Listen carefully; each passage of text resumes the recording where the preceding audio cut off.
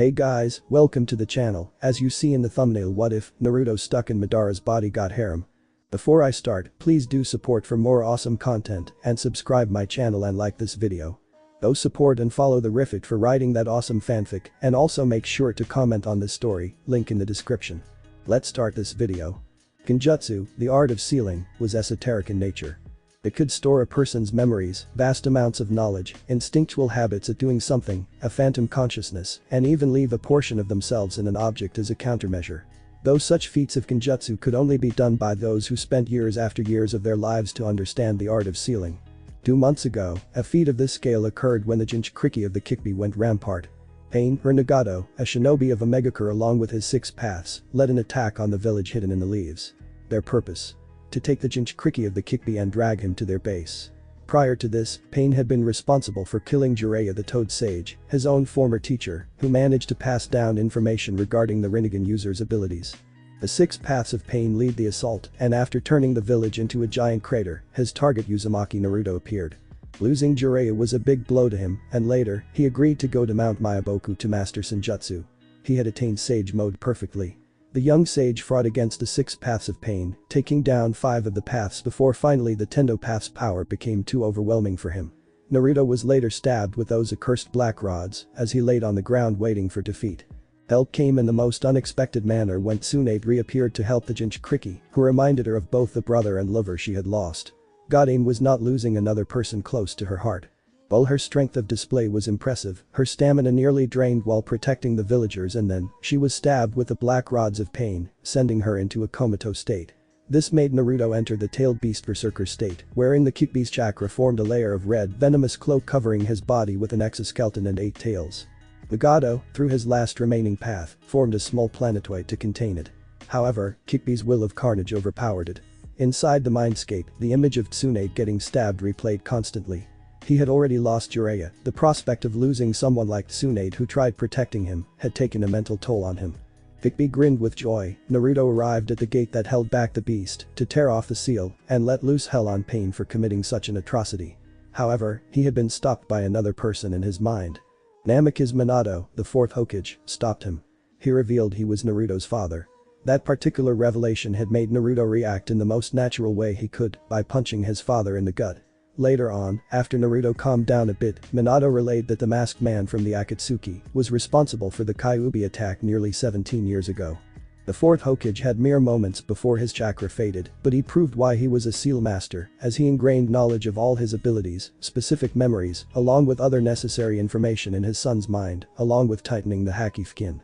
That small shift in destiny caused a ripple. Naruto emerged from the small planetoid, in sage mode, and wielding a kunai from his pouch. The blonde fought the Tendo path once more, and this time the Rinnegan user wasn't taking any chances as he too was tired. When the Rinnegan user unleashed another overwhelming, gravitational blast to increase their gap, Pain believed he had won. Pain ignored how the kunai Naruto threw missed him by inches going past his face, and the shock he felt when the boy disappeared in a yellow flash.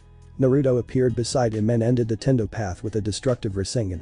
Naruto would go on to confront the real Pain, Nagato, who, like him, was another student of Jiraiya. While Naruto wanted to kill him initially, it would have made no significant progress towards the dream his master wanted to achieve. Moved by the Jinchuriki's words and how their master dedicated their first book to Nagato's beliefs, the Rinnegan user brought back all the people he killed with it ultimately cost his own life. Nagato died believing that perhaps this teen would succeed where he failed. Uzumaki Naruto was welcomed back to the Hidden Leaf as a hero, finally earning that recognition he had been striving for. This, however, was merely an overture to a larger chain of events. HNSW. Jinchuriki's hand wielded a simple brush as he constructed several arrays with chakra-infused ink. Each line of text written carefully as his blue eyes scanned the matrix formula for the umpteenth time. Placing an empty ramen cup in the center of the scroll, he began to make hand seals at a rapid pace.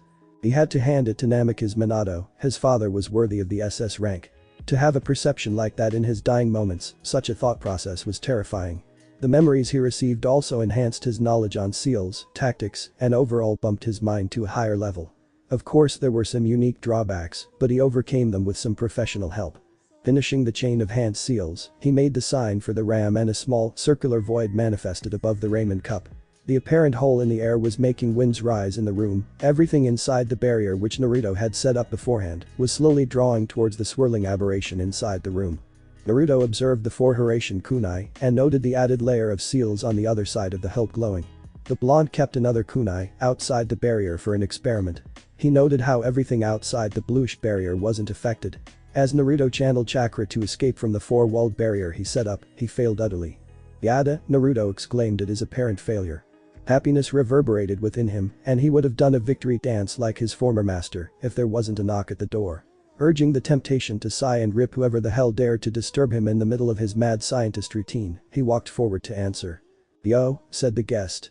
Book in hand, nose in between pages 32 and 33, Hada Kakashi waved his hand, lazily as ever. "Sensei," Naruto said, his former twitchy frustration gone at the sight of his teacher. Kakashi did die, not for a very long time but he did. Naruto would cut him some slack. "Okage-sama called you at her office," the lanky man said. "She said it's urgent." Naruto dragged the word, a peevish expression. "How urgent, sensei?" "I'm sort of in the middle of making something tricky." A nasty grin had formed on his face after uttering the last word. Kakashi shivered at the look. The man remembered how his sensei and his wife would often have bouts of madness when it came to seals. He never questioned it because he had his own set of issues to deal with by reading porn. Moving his mind away from the past, he spoke, "I'd hurry if I were you. I saw her sitting with no paperwork." "Well, that doesn't sound so bad." "And 3 empty bottles of sake." "Oh shit," the blonde thought, a cold sweat ran down his spine. Tsunade with 3 bottles down indicated frustration. Frustration leads to anger, which leads to her socking him in the jaw, which he didn't complain much about. Perhaps he was a masochist like Jiraiya. "Let's go then." Naruto stepped outside. Thankfully he was still wearing sandals and somewhat appropriate attire. As he closed the door behind him, ink appeared around the knob before ing all over the wooden frame and disappearing. "You know," Kakashi said as both started to walk away from the Namika's residence, a house that the Yondaime was shrewd enough to build behind the Hokage monument. "I never really pictured you becoming proficient at seals." "Well, I never imagined you being Inu-san," Naruto replied, both of them starting to run at a good pace. There was some distance to cover and reconstruction for the village was yet to start in full bloom. "Well, Anbu aren't supposed to reveal their secrets," Kakashi said, indicating a smile with his enclosed visible eye. Finally, both of them decreased their speed to a normal walking one. "You just did." "Touché," Kakashi muttered as they walked along. The copy ninja would have said more had he not been distracted by the people flocking towards them. Each of them greeted Naruto, shaking his hand, gracious for getting the chance to speak with him. For Kakashi this was an uneasy experience. While he may not have interacted with Naruto when he was a child, he did keep an eye on him whenever the former Anbu was in the village. Kakashi remembered the glares, the sneers, the curses, and the neglect. How they ignored his very existence of their hero. How they glared at him for speaking to them, and finally, for even having the gall to live among them. Human behavior was a paradox at best. If these people were to learn of Itachi's true reason for massacring the clan, Lord knows what they would do. The copy ninja could tell that Naruto was a bit peeved, even uncomfortable at times, with the amount of attention and praise he received. He couldn't blame the teen. This was the first time a large number of people began to see what Naruto was really worth. Thankfully, their stride didn't last too long, as they reached a very ordinary-looking 2-story building. Made with Tenzo patented wood, as Kakashi pointed out, this was the new Hokage Tower, or Hokage office. The respectable elders called it a pigsty, before they were arrested of course. That came as no surprise to anyone. It was just a matter of when and not if. Knocking at the door, Kakashi heard a feminine voice muttering "come in," and the white-haired man simply opened the door for his student to enter. "You're not coming in, sensei?" Naruto asked. "Well," Kakashi said, shrugging his shoulders, "I sort of know what this is about, but if there's anything out of the blue let me know." "Right," Naruto said and was going to walk in, but Kakashi's next words halted him. "Also," the Sharingan wielder spoke with a low tone, "I'm sorry." "Huh?" Naruto turned around in confusion. "Sorry for what?" "For everything," Kakashi said. Shame and regret present in his voice as he continued, "I really should have been there for you. I looked up to sensei a lot. I didn't realize how much I did until I lost him. And for that, I'm truly." "Apology accepted," Naruto said as he closed the door with solemn expression on his face. "This might sound weird, but I kinda understand. I mean some of Dad's memories showed just how down and out were after you lost your teammates. On top of that you were an Anbu, so you were messed up in the head, even if a little bit. That said, I'm still a bit pissed at you, Jiji, and Hirosenin. I was a goddamn orphan, and I really did consider suicide 1 or 2 times when I was a kid. I didn't have anyone and having some company wouldn't have hurt that much. Kakashi winced at the words. Not only because he ignored Naruto as a child, but also as a student. Sharingan no Kakashi wasn't perfect, he could admit that fact freely. Teaching and doting on Sasuke to a certain extent more than his other students did prove that. All Kakashi ever taught Naruto was teamwork, surface clinging, and helped him finish the Rasen Shuriken. Yet, the team didn't hold an ounce of prejudice against him. That made it all the more worse. But, Naruto paused and the copy ninja met his eyes. The blonde, instead of scowling, smiled. I also know that you changed. It took some time, but you did stand up for me. You even died, and I couldn't do a damn thing about it. I should be apologizing, sensei. You don't need to apologize for anything, Naruto, Kakashi said. It all worked out in the end, didn't it? Yeah, it did. We were lucky, Naruto said with an awkward chuckle. I've gotta admit though, you suddenly catching me in the outskirts nearly made me scream like a girl. I mean, people die when they are killed. Kakashi sweat dropped at his word. Leave it to Naruto to say something awkward like that, you probably shouldn't say that phrase ever again. Why not? I mean, people die if they are killed, right? Naruto repeated, scratching the back of his head. Yeah, just don't. Sounds cheesy, Kakashi replied. Dear log, that sounded so wrong. Give it a few years, sensei. Then you'll see how it becomes a thing. I don't see that happening. Bet your ass in here, brat. A yell of terror shook the entire area around them, and both sighed. Well, you better get going. Hell hath no fury and all, Kakashi said. By the way, meet me afterwards. There's something I want to show you. Is it cool because I am craving, Naruto said with stars in his eyes. Kakashi was glad this was still Naruto. At least Minato-sensei didn't mold his persona into a boy. That would have been terrifying. Something like that. Jana, Kakashi said before disappearing in a swirl of leaves. He reappeared some distance away, as momentarily closed a famed orange book of lewdness and debauchery. He looked at his right hand, and even today, Kakashi could still see Rin's blood on it. It was something he would regret for the rest of his life, taking the life of a comrade. But Rin chose her fate. She whispered the truth about what happened to her and why it had to be done. It didn't make it easier though. It took Kakashi nearly 17 years, but he was finally able to move on. Sandaime was right, Team 7 healed him. They closed that scar, filling that gap that was left from so long ago. All he could do from now was protect the younger generation, and if Sasuke didn't reform, his patience and mercy only went so far. The new war was coming, bloody days and even bloodier nights would follow. Of that he had no doubt. Perhaps, Kakashi thought, a dark aura emitting from him as his eye darkened. Cold-blooded Kakashi needs to return. HNSW. Patience was not her strongest suit. Unless, it involved gambling or surgery. Her mind worked in a different way under those circumstances. The world itself became limited to the room she would be in. Other than that, Senju Tsunade's temperament went so far. Being kept waiting was something she didn't tolerate either. Not one bit. If he doesn't get his ass in here in less than 30 seconds, I will. Tsunade's thoughts ended there as the door opened and in walked the hero of the leaf. He had gotten strong, perhaps stronger than her. She wasn't sure about that, but with the Hiraishin it made him broken to an extent. Add that in with 3 elemental affinities, a shitload of chakra, and his mastery over natural energy, Uzumaki Naruto was a force to be reckoned with. Yet he had so much more potential. Over the years he'd become special to her. There were a few people she would willingly risk her life for, and Naruto would always be one of them. Yo, he greeted. She sighed.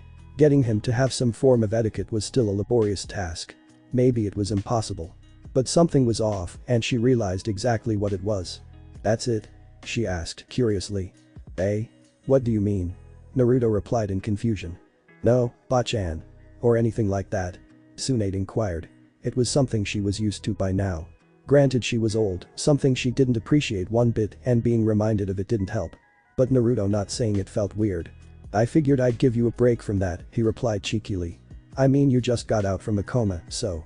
Didn't know you were this considerate, brat, she said haughtily. Miracles did happen now and then. I will try. I'm not as bad as everyone makes it out to be, Naruto mumbled, childishly. So what did you call me for? I'm working on this sweet new seal, and then I'll finally get to work on my other affinities. That reminds me, why didn't you focus on those 2 elements before? Tsunade asked. It was something that had been bugging her for some time. Kakashi is a good Raiden user, and Yamato knew Suiton. Why go for Phaeton? They did, but I wanted something that would make me stand out, he spoke, and in that moment Tsunade saw a true shinobi standing there. His voice filled with conviction, plus, I've never been one for shortcuts. Except now, but even dad's came at a price. I swear I had really awkward dreams, some of them were his memories. I have been officially scared. Geez, kid, what did you see too? She stopped herself as it proverbially dawned inside her mind. Oh. Thankfully I don't have those dreams anymore. Ino and her mind are awesome, Naruto said. Tsunade shrugged. So, is there any reason why she's still visiting your house? Oh, you know, Naruto chuckled nervously. So that the memories don't mess with me again. Training leaves me tired. I see. So, why do you put up privacy and silencing seals, blocking out the sounds and obscuring the windows of your house? She asked, a mild glare on her face. Well, you see, Naruto spoke, his mind obviously cooking up some excuses. Tsunade wasn't naive, she knew the two were sleeping together if Sakura's rants were anything to be believed. While it was none of her business, Tsunade couldn't afford to have a super pervert on her hands, no matter how much she would miss her former teammate. Look, brat, Tsunade spoke as he finally stopped counting the number of excuses. I'm not one to say about what you do and who you do it with. But keep it in your head, she's a clan heiress. Not to mention I may have to put a restraining order on you seeing how girls seem to be throwing themselves at you. Boy, Ino isn't like that. He exclaimed, defending his fellow blonde. It wouldn't have happened if we didn't spend so much time together, and locking away intimate memories like that has its side effects. Besides, it's not like we're seeing each other or something. Watch yourself. I don't want another Jiraiya here, Tsunade said. Don't want you walking around and breaking girls' hearts left and right. That's not happening anytime soon. Besides, I don't think I'll date anyone from Konoha, Naruto replied, pouting. He then whispered something. Tsunade heard it and her breath almost hitched. What did you say? Tsunade asked. Nothing, Naruto said defensively and was going to bring up another topic before Tsunade's fist banged against her desk. What did you say? She asked, her fist gathering more strength with each passing second. She heard him sigh before he put his hands in his pockets. I said, he paused, if you were younger, I'd probably date you. Is this another one of your pranks? Tsunade asked, her best poker face on. Because if you are. It's not, honestly, Naruto said, not really meeting her gaze as he continued. I mean, being with Iro-sennin, you pick up some of his habits, if not all of them. And I sort of started liking older women more. At first I thought it was just that, but it wasn't. I sorta realized that most of the girls in my class were either fangirls or not serious. This is confusing.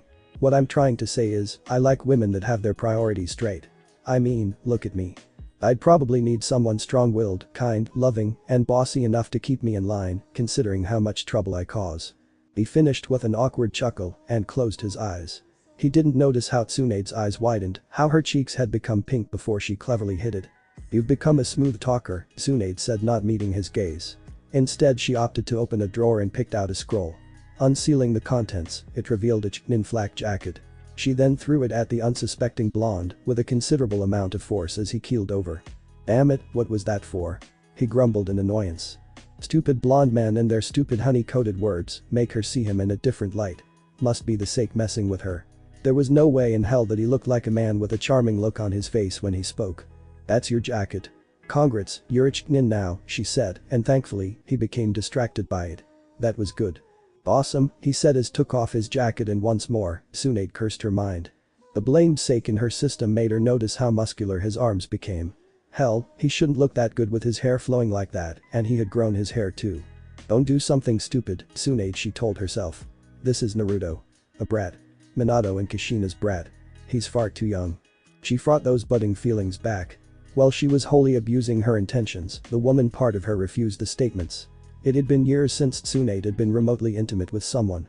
While she was indeed old, her body wasn't, and she did crave something. Something she hadn't had in a while, and this idiot was sparking those flames again. Oh yeah, I'm going back to Mount. In 2 weeks, Naruto added all of a sudden, effectively derailing her thoughts. Much to her relief. What? Why?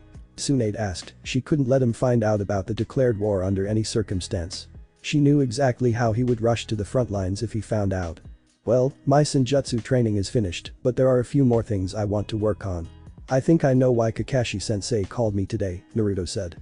Plus, time flows slowly there for some reason. At least I think so, anyway. Tsunade spoke. There's something else you should know. What? Irakuja's brother, Killer Bee, is the Jinchuriki of the Hachibi. He's mastered the full power of his Bijk, she continued. Octopus? Naruto exclaimed and snapped his fingers. So he's the guy Sleepy-Toed Geezer Sage was talking about. I'm going to ignore that, mostly because it doesn't make any damn sense, she said. Anyways, you're going to meet up with him, and the trip will take a little over a month. But how? I need to go back to the Toad's place. There's something I want to try. If you let me finish. Plus going back and forth will waste so much time. Sure, I have to meet this octopus guy, he's going to help me and all. You're not listening, are you? But there's so much more I can do in between, and oh my lord, don't hit me with that table. Naruto squeaked. He wasn't ashamed, manlier men had squirmed before Tsunade's monster strength. It was not every day one could claim they were threatened by the legendary sucker, promising to give a concussion. Seeing the desk drop with a thud, the room shook with a violent aftershock. As I was saying, Tsunade said, her eyes closed with anger. The trip will take over a month, and you have your own plans, but thankfully there is a solution. What? Teleportation. Naruto quipped. Please hit me, he requested. Tsunade said, closing the distance between them and bopping him on the head, which was enough to make him hit the ground. I'm going to be honest. I enjoyed that far more than I should have. Yeah, no doubt about that. Naruto got up, nose bleeding, and his jacket went from pure green to sporting spots of red. Oh great, now my Chunin jacket of authority is tainted. Do you live in your own world? Well, the seas aren't made of broth, and it doesn't rain ramen from the sky.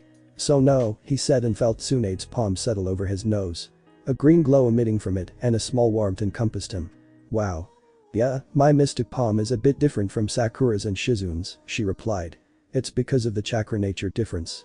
Not that, he said the moment she stopped healing him. It didn't take that long regarding his freakish healing rate. I meant your hand. It was really soft. Did you really mean it? She asked, her gaze moving away from him. Yup, soft as silk. Know that, you stupid idiot. She paused for a moment, her voice low. The other thing, about me being younger and you. Well, yeah, Naruto said, you're probably one of the few I'd ever want to date. That or someone like mom. I mean, she seems like someone who could keep someone like me in line. Developing a crush on your mother, huh? Tsunade smirked. No. He denied, the pink on his cheek said otherwise. Okay, maybe I did. But can you blame, she's gorgeous with that red hair of hers. Dad was lucky. I mean, she's probably the most beautiful woman I saw, just like you and your amazing hazel eyes. Charmer, now get, she said, and motioned for him to leave. Before he could, she spoke again, almost forgetting. Naruto. Yeah? He stood up and faced her, almost as tall as her now. 3 years with Jiraiya had been good for him, in addition to the added growth the Kyuubi's chakra had on him. You know what? She said. I don't follow MMPH, Naruto couldn't finish as he felt a pair of softs over his own. The Naruto of old would have frozen. Taught by Jiraiya, he could only follow his master's advice and go with the flow. As they caressed each other, Naruto opened his mouth and soon enough his tongue met with Tsunade's as they fought for dominance, before finally separating for some time. He incoherently said, breathing a bit raggedly. Flash to your place, now, Tsunade said. But what about the office, he asked, only getting another passion that ensnared him further. I finished the work for the day. Besides, Shizune can cover for me, she said, her voice dangerously sultry now. What does this mean? He had to ask. This was Tsunade, and he wasn't sure how to feel about this. Granted she was old, but she didn't look old. She didn't feel old. Hell, he had some thoughts about her every now and then, he wouldn't deny that. Still. I don't know, she replied. But whatever it is, I'm going to enjoy this for one day. I haven't really been with anyone since Dan.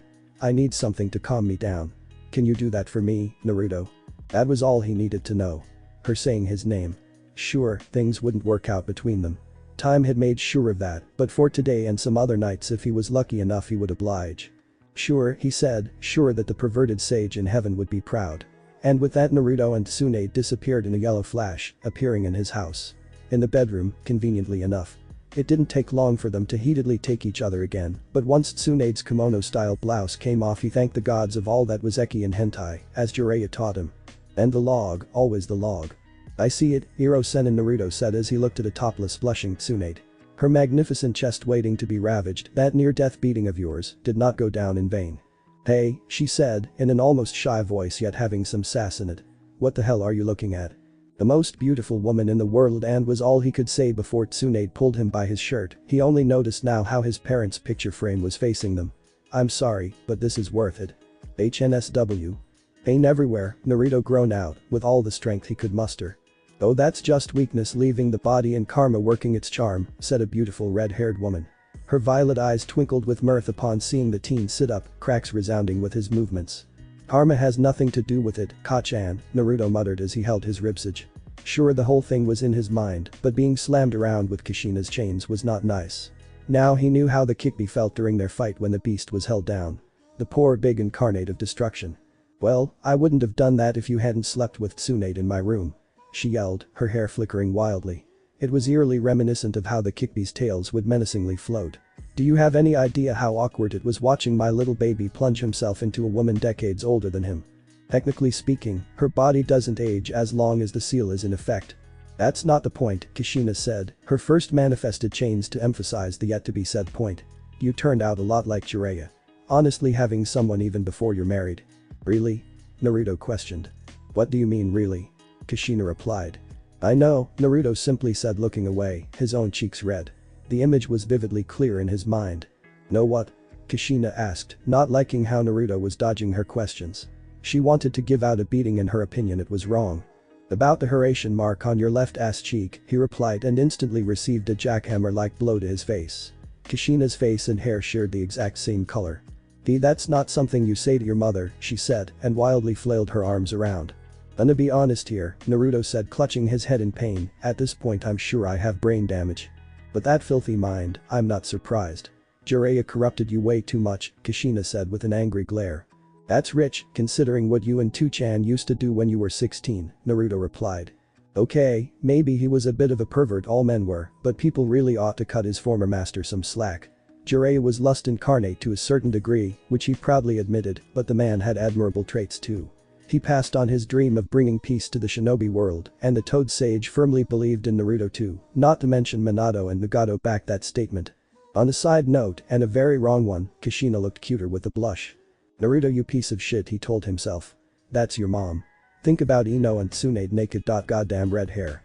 That was different, Kushina tried to defend her actions. Oh yes, having it in the Uzumaki Mask Temple was different, alright, he said, and this time dodged the blow. Ka-chan, stop it. I'm pretty sure I'm beyond the whole lecture thing. Maybe, but it's my job to keep you in line, she said with a depressing aura while sitting down. I don't want my only son to turn into a lech. Don't worry about that, Ka-chan, Naruto said as he sat near her. The thing with Tsunade was unexpected. As for Ino, well, that just sorta happened. I mean, I know Two-chan didn't want to give me those memories seeing how he had a human-sized claw through his stomach at the time. But watching him and you going at it like rabbits 3 out 5 times when I slept outright scarred me. I didn't ask to see how I was born. Well, Kushina said, trying to make up an excuse about her and Minato's active lifestyle to keep things kinky. She failed. On top of that, it was you, Naruto continued, not really caring to sugarcoat his words. I mean, look at you. You're a freaking goddess with those violet eyes, red hair and face that'll make any man's breath hitch. You can't really blame them for not having a crush on you at one point. Really? Kushina asked curiously. Then it morphed into a teasing smile. Naru-chan had a crush on his Ka-chan. Stop it, Naruto grumbled, her poking his cheeks didn't help. It took a lot of time, mind tampering, with Ino and Tsunade to temporarily forget about you. Perv, she said, rubbing more salt into his wound. Deal with it. I could say the same about you too, Naruto said, and for a moment nothing was said between the two. Kushina started giggling, which morphed into a full-blown laughter. It was infectious, and Naruto soon joined her. So, she spoke again, were you serious about the crush part? As wrong as it sounds, yes. You can't blame me though, Naruto said, not looking at the retard who ruffled his hair. He felt like a child, which he wasn't, but he'd let her have this. She was his mom after all. Don't worry, Naru-chan, Kushina said. My boy is already this handsome and strong. You'll find someone like your Ka-chan. Who knows, she might be even more beautiful than me. I doubt that, Naruto said. Seriously, I'd have to find your doppelganger. Then a gloomy expression took over his face as he could feel her chakra signature slowly fading away. It wasn't fair, he had just met his mother for the first time in his life. True, he had seen memories of her from his father's projection of transferred memories. But that didn't change the fact he was seeing his mother for the last time. How much longer can you stay in Ka-chan? Naruto said with a downed expression. Not much. Kushina replied sadly. She then looked at her son, knowing that she only had a few select words left to say. I know I don't have much time, son. So listen closely. Naruto merely listened to the words his mother said. This was possibly the last time he would ever speak to her. He deserved more time with her. He deserved more time with his father. He had just known them for a few minutes and they were leaving him. I'm sorry we couldn't be there for you when you grew up. Because of us you had to live a life scorned and hated. You never knew what it was like to have parents, Kushina choked out, tears fell freely.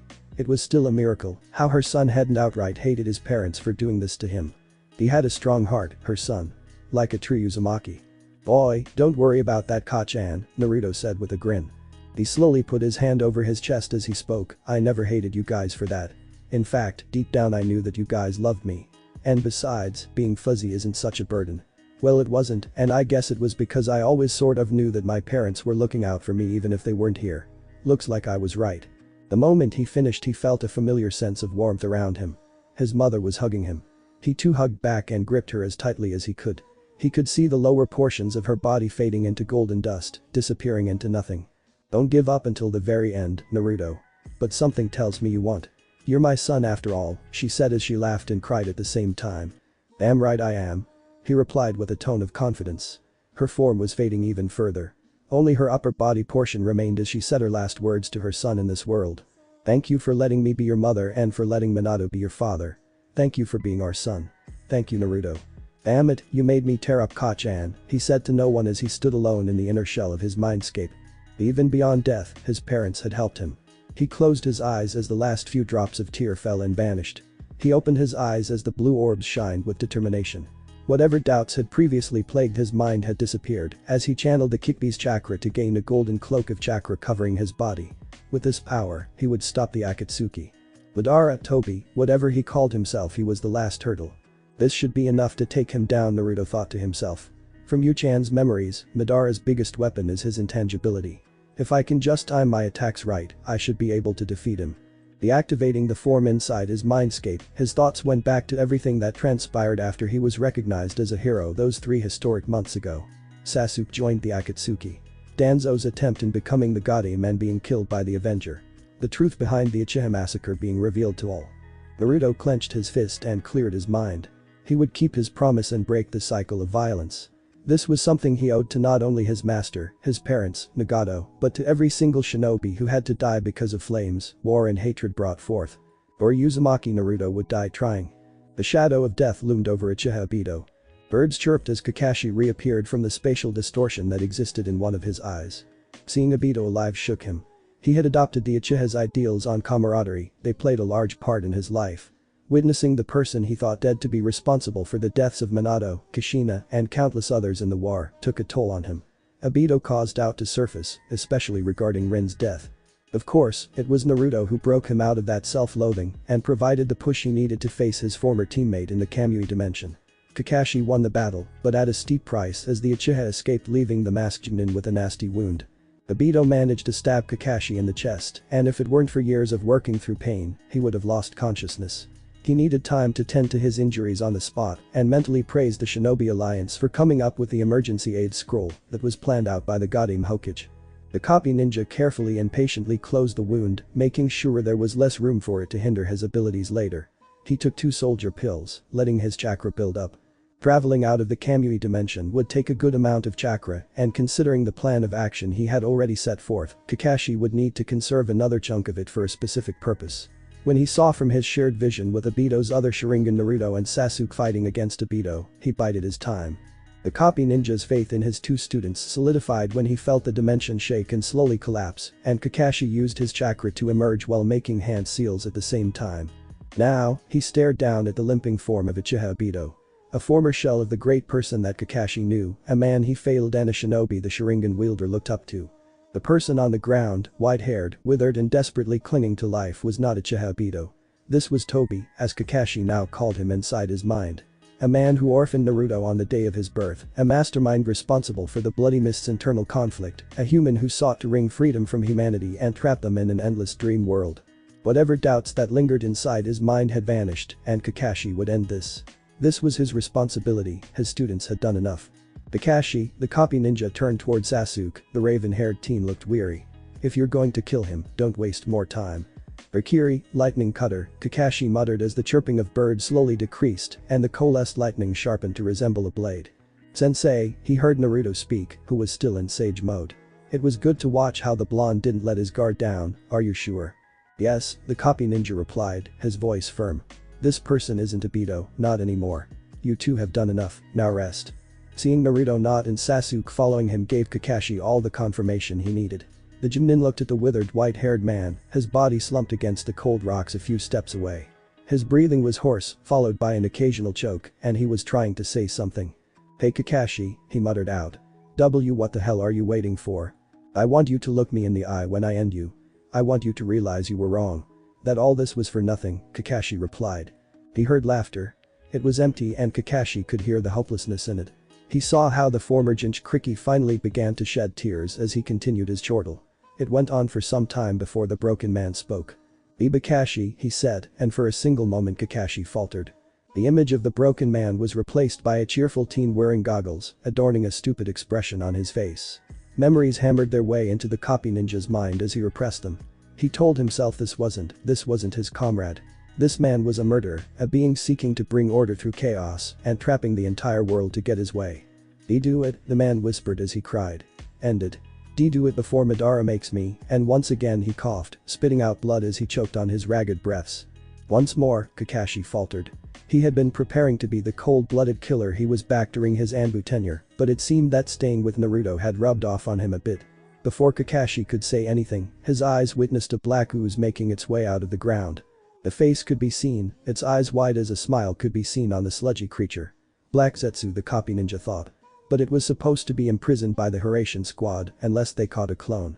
And no, Obito weakly rasped out as Kakashi saw the shadow extending its body like fluid as it latched onto the downed Ichiha. Kakashi knew it would be too late by the time he covered the distance, yet he still dashed forward as the lightning cackled menacingly. The world narrowed down for the copy ninja, his Sharingan eye focused on Obito and Zetsu as he rushed. However, he stopped himself when he saw Zetsu disappear in a yellow flash. For a single moment, he saw a silhouette of an orange-clad person appear and just as quickly disappear with a shadow-like creature. Hey Kakashi, Obito spoke, his tone barely above a whisper. Do it please. HNSW. Sasuke. Birds chirped as the Uchiha's lightning-encased sword pierced through the flesh of Black Zetsu. The Avengers cut clean through its back and into the earth, pinning it to the ground. At the same time, Naruto weaved through hand seals before he slammed them on the ground. Black letters across the ground Zetsu was lying on, a seal made specifically to harden the ground and not let anything pass through it. The black creature's hiding in surface jutsu was similar to Orochimaru, and Jiraiya had developed a seal for it specifically. The pedo snake's retreat technique was a tricky one, and this seal was one of the few ways to negate it. Naruto was now glad he had kept copies of all the perverted sages' techniques on Mount Myaboku. Of course, Sasuke's sword helped too. But it was his seal that kept the escape artist in place. Yeah, bad as him. I knew I sensed someone else here.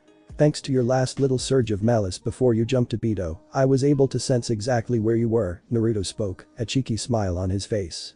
At first I was confused because your chakra felt a bit like the Chibi's, a bit like Shodai Jiji too. Then I noticed how you kept moving around, but I couldn't see anyone. Mind explaining that bit? Naruto, what are you doing? The blonde didn't miss the annoying tone in Sasuke's voice. We have another thing to take care of. Give me a minute. Stop having a stick up your ass for once, the blonde snapped back. The Uchiha glared, grunted and looked away.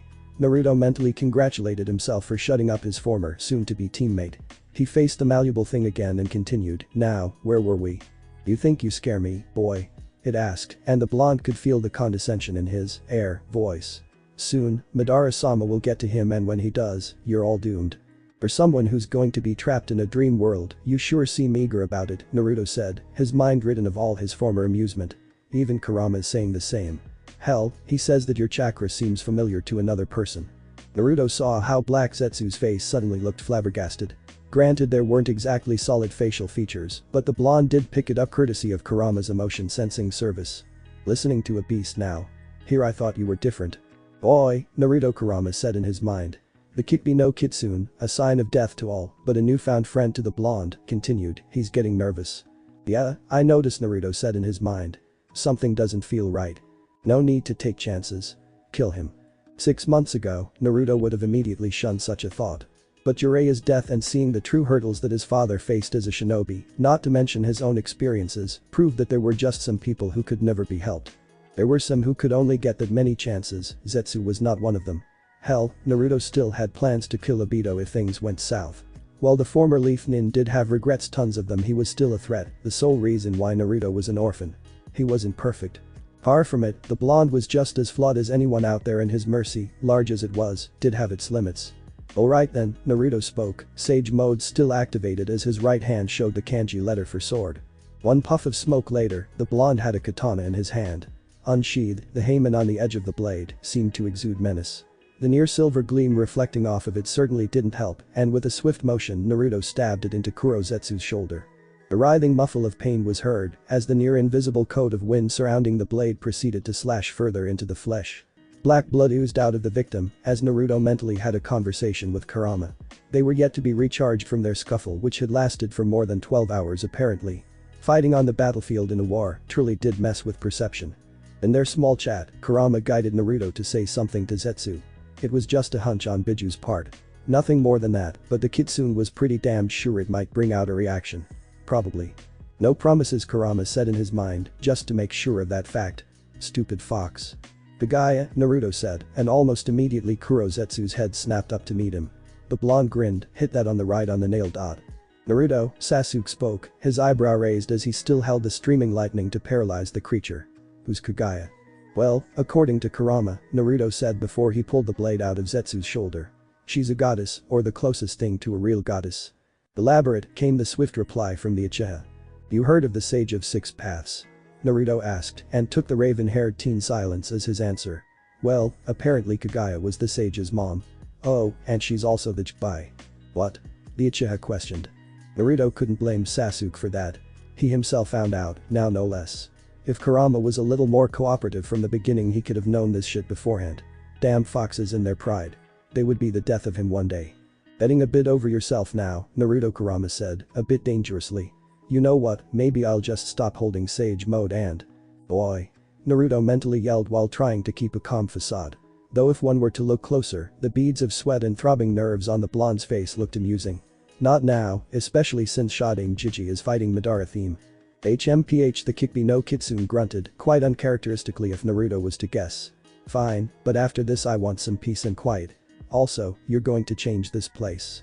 A Sower is not worthy to accommodate someone as great as me. Are you listening? Sasuke's voice shook him out, clearly the raven-haired teen was getting tired of waiting. The jerk. Right, Naruto said, the Jibai is the tree combined with Kagaya. Apparently the old hag is much stronger than the Riken Jiji and his brother. He had a brother? Yeah, Byakugan wielder apparently, Naruto said with somewhat of an amused tone. Makes me wonder how much of a bitch she was. Shut up. Zetsu yelled and tried to get up before Sasuke simply twisted the blade, increasing the pressure and the lightning stream. Yet, the defiance in its eyes didn't waver as it spoke, mother is far above you humans. Yup, Kikbi said, I was right. This guy, thing, whatever he is works for Kagaya. If what Oyaji old man said about her is true, you need to finish this, Naruto. Even with me at full power, you wouldn't be able to beat her. And that, Naruto mentally replied, is all the incentive I need. Did he want to take on a goddess that Kurama didn't want to fight? No chance in hell. The old him, he'd rush first and ask questions later. Now, he needed to think a bit carefully before going in all guns blazing. A little planning never hurt, and Naruto drew back the katana as wind-laced chakra coated the length of the blade. It let out somewhat of a hissing sound, similar to how a snake coils back before striking as Naruto horizontally slashed Zetsu across the face. The squelch was heard as the black creature's face split in two, more ooze like spilled water as it covered the surface.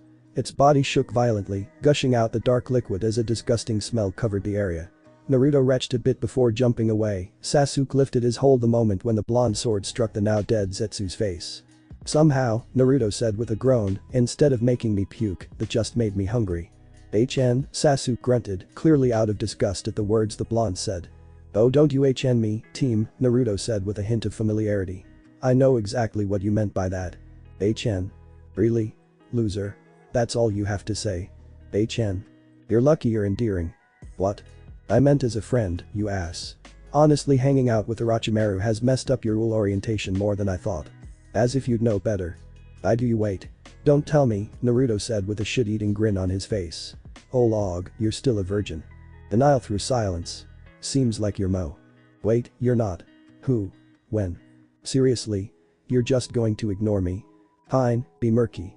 Whatever else they wanted to say to each other was left unsaid as they both heard footsteps approaching them. Neither the Uzumaki or Uchiha could claim to have seen Kakashi this tired of everything. His right arm painted a dark red as warm, sticky liquid fell from it to the earth. Kakashi then lifted said arm and opened his fist. A single eyeball rested in his bloody hand, lavender and purple draped on it with concentric rings all over the eyeball. For a moment the three curiously looked at the single Rinnegan. Thoughts lingered in their minds. Kakashi crushed it in his hand with all the force he could muster. More blood leaked through his enclosed hand before he let it drop to the ground. It looked more like a paper now, a dirty paper with smears of red on it. "Why did you destroy it?" Sasuke spoke, breaking the momentary silence. "Obito told me to," Kakashi replied, as if it were the most simple reason in the world. Madara would have probably found another way to come back in a solid manner. "That's not a bad thing. Rinnegan users are a pain in the ass, no pun intended," Naruto said as Kakashi shook his head. The large force shook the area as many people were blasted off the very ground. Red Torii gates flew somewhere near them, and Naruto's eyes widened as he heard a yell of fury echoing in the battlefield. Thankfully, Naruto was still retaining his sage mode, so he could sense exactly where this chaos emerged from. "I don't mean to be that guy," Naruto said, a tad bit nervously, "but that was the same thing that Pain used against me." "Madara," Kakashi said as all three of their eyes looked in the direction where Madara and Hashirama were still fighting. The landscape, of course, had changed due to the freakish nature of their battle capacity, and from the looks of it, even the Ito Tensei were slowly running on empty, as neither of them saw giant humanoids made of blue ethereal chakra or adamantium-like wood not roaming around. "We need to seal him," Naruto said as he prepared to launch off. "We need to come up with a plan first," the voice of Senju Tobirama said as he arrived, with Namikaze Minato-san's one arm. "Yondaime and I previously got close, until he used that repulsion technique.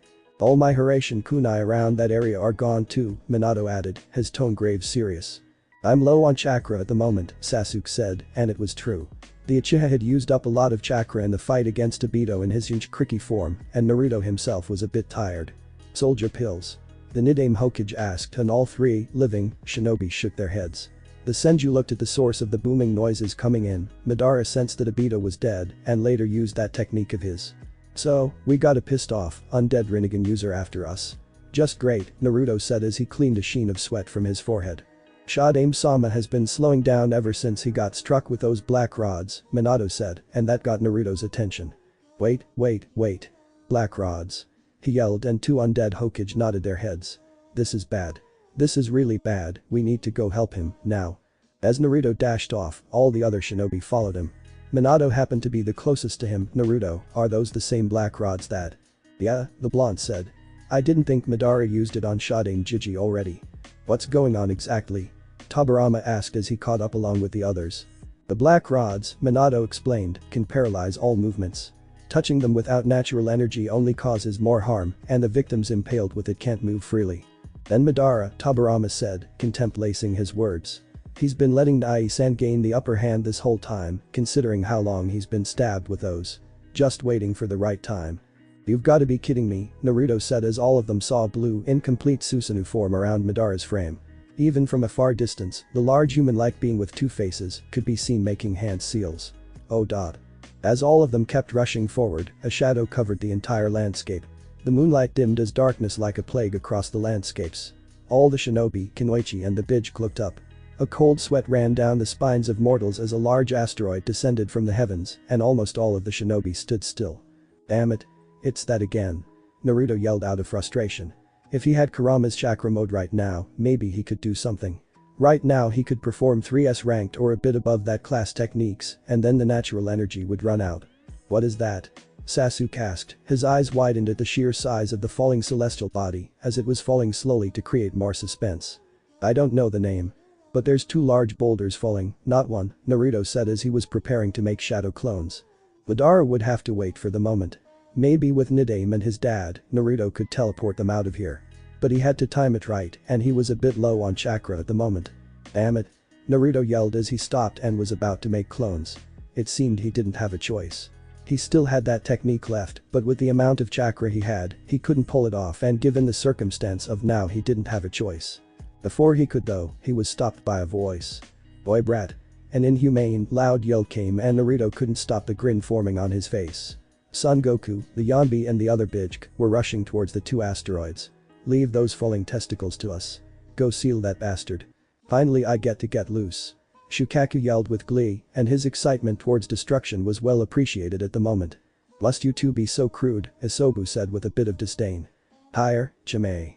We'll hit the ones above, and these guys can blast the debris," Madatabi, the blue flame said as the flying Kabutoari carried it in the skyline. "I'm trying, Tabi. You're heavier than you look," the Nanabi said as it struggled a bit. "That's kind of rude. We all weigh the same, except Kurama Nai and Jayuki Nai," Seiken said as it rushed alongside its other siblings. "Well, I don't see them around," Kakuo said a bit haughtily as the horse dolphin beast raced faster than the others. "Jime, Madatabi, you two need to hit it first. We'll blast whatever remains." Aburama disbelievingly looked at how the tailed beasts were rushing to help the allied shinobi force. "I've never seen anything like that. You should see Kurama, a guy who can be a serious asshole at times," Naruto quipped. He looked up to see two large spheres of black, purple and red chakra forming near Madatabi and Jime. A sonic sound cut through the wind as the two gigantic spheres of energy shot off at high speeds and hit something in the sky. A large crashing noise came as thousands of falling boulders rained from the sky. Naruto and the others felt the shockwave that came from the sky, and that wasn't the end of it. Shukaku, Isobu, Son Goku, Kakuo and Seiken were preparing to launch equally gigantic spheres as well.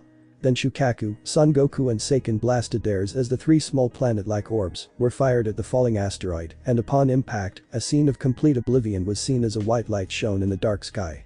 Kakuo and Isobu then blasted their own Bijidama at the falling debris, and the result was obvious. The thousands of falling boulders were removed from existence. Silence reigned supreme for a moment before all the remaining members of the allied shinobi force cheered in victory. They cheered for the tailed beasts, the very same beasts that they had long since despised. From when the hidden village system came to be and now, things had changed.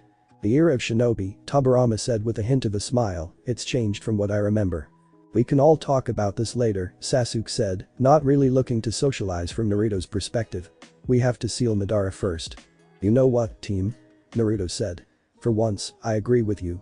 In the back of his mind, Naruto knew that the Uchiha had changed. Cold and antisocial is what came to define Uchiha Sasuke.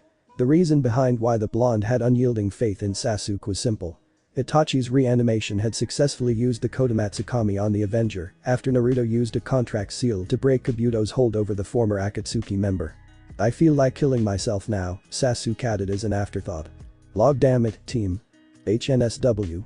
Stupid beasts," Madara said with contempt. "I'll have to change my plans for the moment." "You're not going anywhere," Hashirama said, his Edo Tensei form riddled with the black receivers. The Sade made the ram seal once more. "Our time has long since passed, Madara. There's no need to bring back our ghosts here in the now."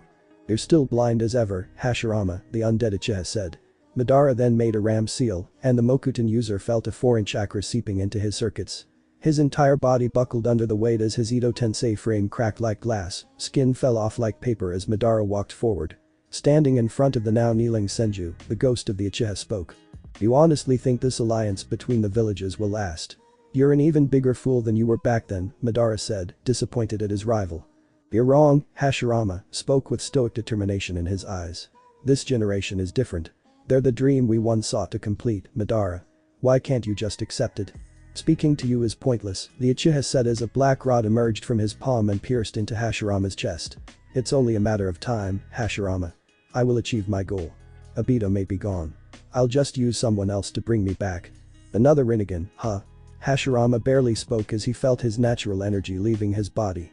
"It doesn't matter. None of this matters. No one here can match me, much less seal me," Madara said, a twisted smile forming on his face.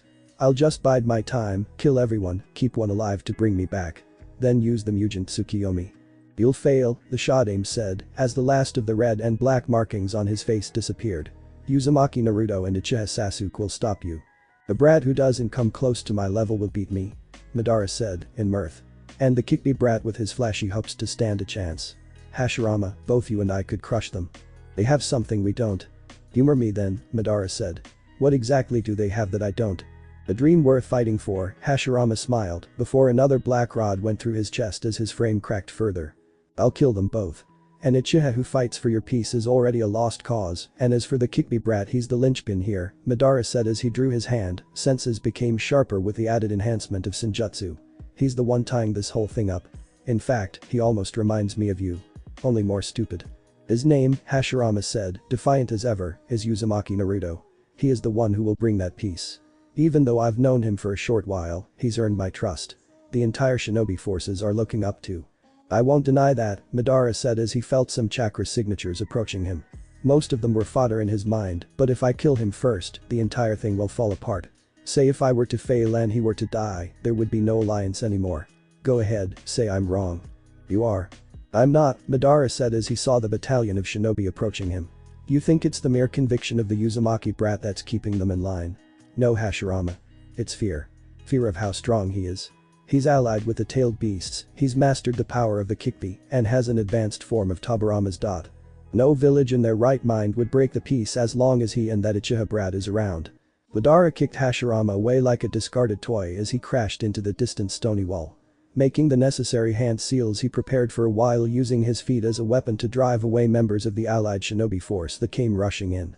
Or kill, as the first two died upon contact with his feet. He needed to take care of the tailed beasts first. Bind them and keep them in place before he could find someone to bring him back to life. Black Zetsu was dead from what he sensed. Madara swerved away as he grabbed a kunai with his teeth. He then slashed a random shinobi in the face before carving his way through several more. Finishing the hand seals after infusing the right amount of chakra, he slammed his palms together before slowly separating them. A small black sphere between his hands and it slightly spun before it kept growing larger. Madara then literally threw the sphere into the sky above as it kept growing larger. Shin. Chibaku Tensei, true. Planetary devastation, Madara said as he made the snake seal. The surface beneath his feet was torn asunder. The black sphere above spun on its axis as everything around it was being drawn towards it. All the shinobi that previously charged at Madara were being sucked into the warping sphere as the very earth cracked and flew past them. Madara of course skipped and hopped on the ascending collection of debris as his Rinnegan eyes found the tailed beasts waiting to confront him. Soon enough, he had gotten out of the range of the as he looked forward to imprisoning his pets. "I'm coming for you, filthy beasts," Madara said, and before he knew it, black flames covered his entire body. Granted it didn't hurt much, but it was annoying and slowed him down. Using Shinra Tensei to get rid of the flames, he prepared once more, but his eyes caught a kunai passing in front of him. In an instant, Tobirama appeared in front of him. Instinctually, Madara grabbed the kunai that the Senju aimed for him and blocked a kick with his foot midair. "Only you can come up with the shrewdest methods," Tobirama, the Uchiha said, and saw the Senju smirk at him. True. Not less than a millisecond passed when a yellow flash appeared above Tobirama. It was the other wielder of the Kikbi who had a blue orb of chakra in his hand. Madara simply raised his hand to absorb it. "Useless," the Uchiha said and was preparing to swat them away, but the blonde Hokage's words caught him off guard. She's not," the blonde said before another copy emerged from above, and with him was Hashirama's granddaughter. Her foot extended, aiming for his forehead as his bearing was changed by Tobirama. "Absorb this." Senju Tsunade yelled as her foot hammered down on the Uchiha's face, making him fly a fair distance away from them and creating a large crater where he fell. "HNSW. Is it wrong that I have a boner right now?" Naruto asked himself as he saw Tsunade literally bitch-kicking Madara away from them. Tsunade, in the bedroom, was wild to say the least, but seeing her kick away an undead legendary shinobi was just so. "Naruto, focus." Kurama yelled inside his mind. "You humans and inappropriate habits for rutting with each other at the wrong time is disgusting. Shut up, you fox. You're just jealous because you don't get summer," any Naruto thought as he and two other clones were busy creating Uldomura Sengen. Then each of them separately began to add a change in nature to them.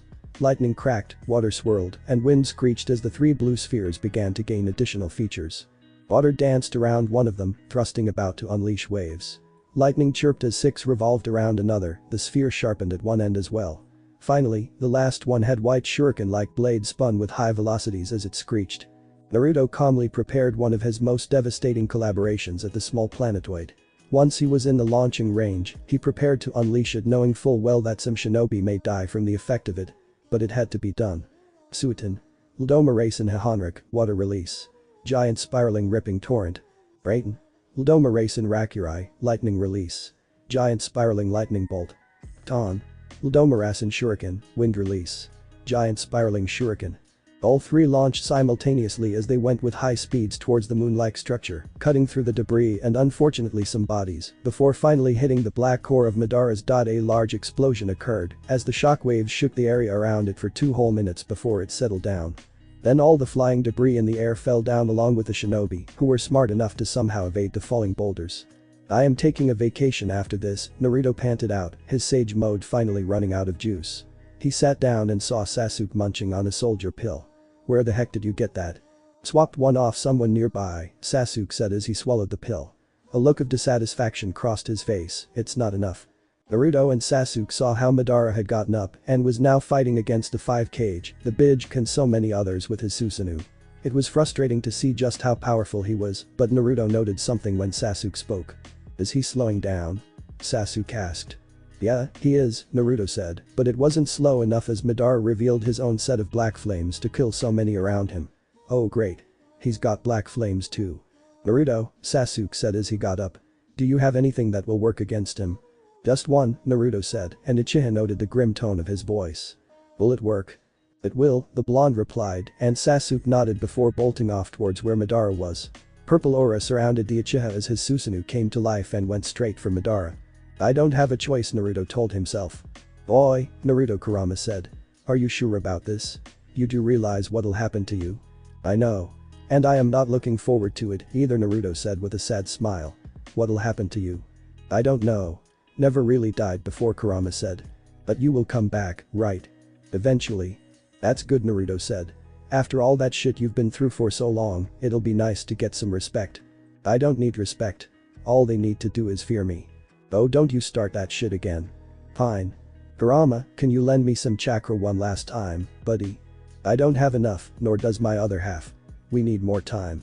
It's a shame we don't have that, the blonde said, dishearteningly. Well, I guess I could always. Now, hold on there, Kurama cut him off. You're just going to give up. Honestly, no.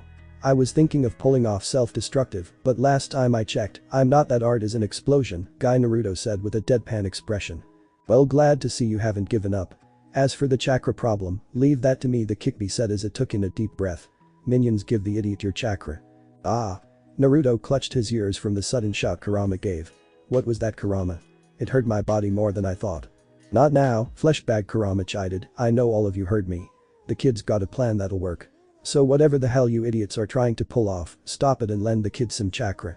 Before Naruto could say a word, his eyes caught a reddish-orange-like glow emanating from the battlefield. It looked like smoke, if he was to be honest, fast-traveling, highly concentrated smoke that was aiming right for him. Oh shit. Don't dodge, Kurama said, making him halt his action. That's pure Bij chakra coming in, 4 in 1 no less, and if I don't adjust it properly, well, you're going to shit yourself. You're kidding about the last part, right? Naruto asked, half expecting it to be a joke. The vermilion-hued fluid was getting closer to him. No, Kurama replied, now, squeeze your in. Cause this is going to be more painful than that time you drank expired milk. Oh. Naruto yelled as the foreign chakra hit him with full force and was entering his body.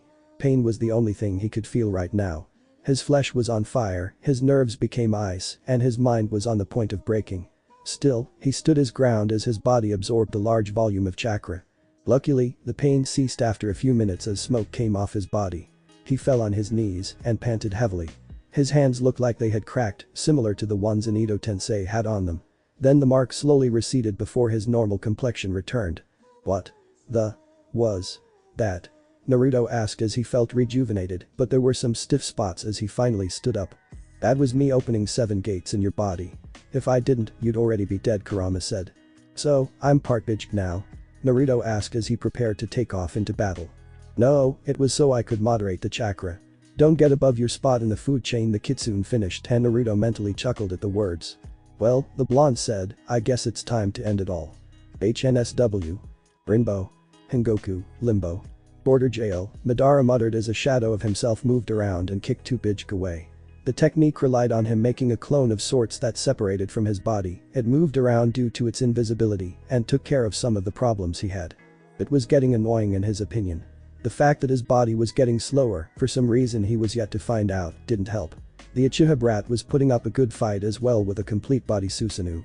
The ghost assumed that his eyes had the same tomo as his, hence the fluid movement in his stance. Madara's Susanoo, much to his inner shame, had been destroyed by the Bij when all of them decided to barrage him with 7-tailed beasts bombs at full power. On top of that, the brat with the Sharingan was causing him problems with Enten. Of course he stopped that technique by showcasing his own versatility with Amaterasu. Then came the children cage who were escaping his grasps with the help of Tobirama and, he assumed, the Kikbijin Kriki's father. As much as Madara wanted to unleash Tengai Shinsei or Chibaku Tensei, his chakra started to become rigid whenever he used too much of it. The ghost had honed his chakra control for years, and there were very few who could even hope to match his level. Yet, this day was starting to wear on him. The natural energy did come in handy when dodging the attacks, but it still wasn't enough for him. Sasuke rushed forward with the blade going straight for Madara's heart. The ghost, having lived through enough battles, sidestepped and let the blade pierce his arm. Pain was nothing new to Madara, and with his other hand, he gripped the blade, not letting the young Uchiha escape. Your eyes, Madara said as he looked directly at the raven teenager. They're similar to mine. I wonder if we're related by more than just blood. The only reply the ghost received was Tobirama coming in from the side and almost managing to slash his torso. Once more Madara managed to evade the attack and he could use his shadow again. Channeling chakra to his Rinnegan, a clone of himself exited from his frame. Draped in white, the clone pushed away all his other attackers as Madara focused on Sasuke alone. Shame. Here I thought your eyes could see the truth, Madara said as he yanked his arm forward and pulled Sasuke closer. A black receiver emerged from his palm and was going straight for Sasuke's right eye before the young Uchiha disappeared in a yellow flash and a puff of smoke. The undead Uchiha hit nothing but air as some anger slowly built up inside him. This momentary lapse in attention didn't make him notice how 4 tri-pronged kunai were buried into the earth around him, albeit somewhat of a fair distance away. Bekai Shimf Jin, 4 corners sealing barrier, a voice said as lines of seals emerged from the kunai and went upwards. More lines emerged until a dome surrounded the area, a silver-like layer of chakra coating the layer as Uzumaki Naruto appeared there. He was still going through hand seals as he threw out 4 scrolls at the same time. The parchments of paper were laid out as every single letter glowed with a blue light. Bekai Konrin Jiken Sanrin Shiki, triple layer space-time disruption barrier, Naruto finished as 3 layers of blue chakra emerged inside the dome and went straight through the ground. He sighed in relief, phew.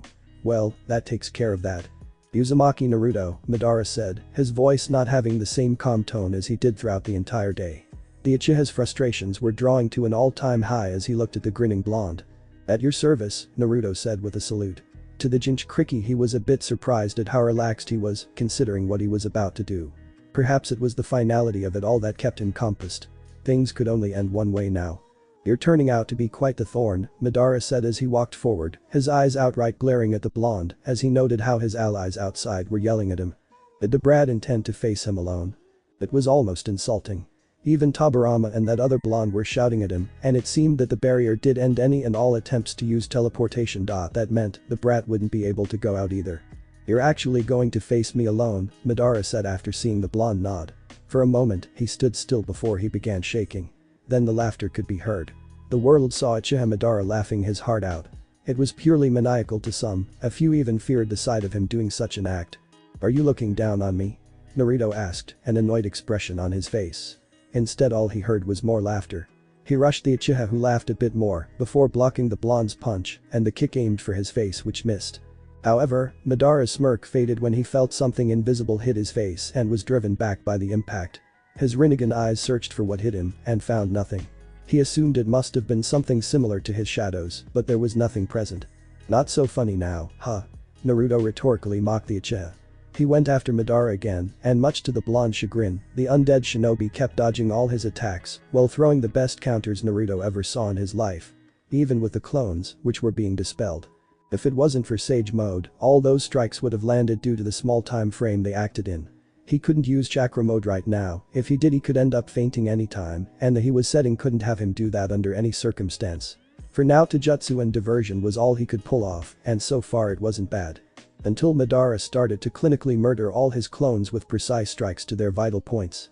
Then both of them simultaneously landed a punch on each other before backing off. Some blood drew from Naruto's as he noted not to get too close to the Uchiha. Not now at least. However, Madara was getting frustrated. Not because of how skilled the blonde was, no. The boy had some talent, but it wasn't enough to take him on. His Ito Tensei body was acting more strangely. His movements were becoming restricted and the chakra flow was more haphazard than before. Having trouble, are we? Naruto said before closing the distance between them both along with more clones. Each blow cancelled the other out before Madara extended his hand. The blonde and his copies were wise enough to go back up, but Madara's next words rendered it useless. Anshim Tenin, heavenly attraction of all creation, the Uchiha said as gravity pulled the Jinchuriki and his clones towards him. He didn't care anymore, this would end. Enten. Hanoikazuchi, Inferno Release. Fire Lightning.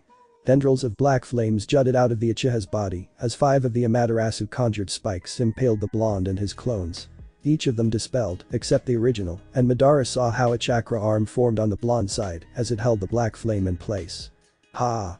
Naruto yelled as his fist hammered against the shocked Uchiha, breaking his face as the Uchiha fell on his back for the first time. Naruto got down on one knee as he deactivated the chakra arm. He thought in pain, I didn't expect so much backlash from just a simple usage. So, Madara said as he sat back up and looked at the blonde. Tissues of particles forming to complete his jawline again, using that form isn't helping you anymore. That just makes it easier. Speak for yourself, Naruto said with a small chuckle. It hurt to laugh at the moment, but he needed to keep it up just for a bit longer. I see you're slowing down as well. You're not moving at the speed you were when you faced the 4th division. Madara said nothing, but the small widening of his eyes gave Naruto the opening he needed. That attack was slow too. From what I saw moments ago, you were throwing around black flames like they were spare change. Hell, your Susanoo was carrying flame blades before I came here, Naruto finished and laughed a bit more. And internally groaned in pain. Do you want to know why? The blonde asked. If this is your way of stalling me while your comrades, Madara said, almost condescendingly, come up with a plan, you're failing.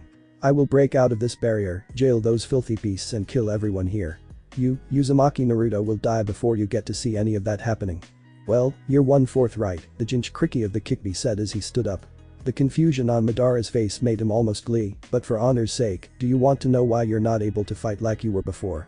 Silence was all he heard, and being around Sasuke long enough, Naruto knew exactly what it meant. Natural energy's a bitch, Naruto said, ignoring all the yells from his friends, father and everyone else in the alliance, as they started to outright attack the barrier now. It was useless. What? Madara asked, confused by the way the teen had phrased it. Simple, Madara theme, Naruto said, hoping to get some reaction out of the Uchiha. He did not. Moving on, he explained, natural energy isn't something you can just outright absorb.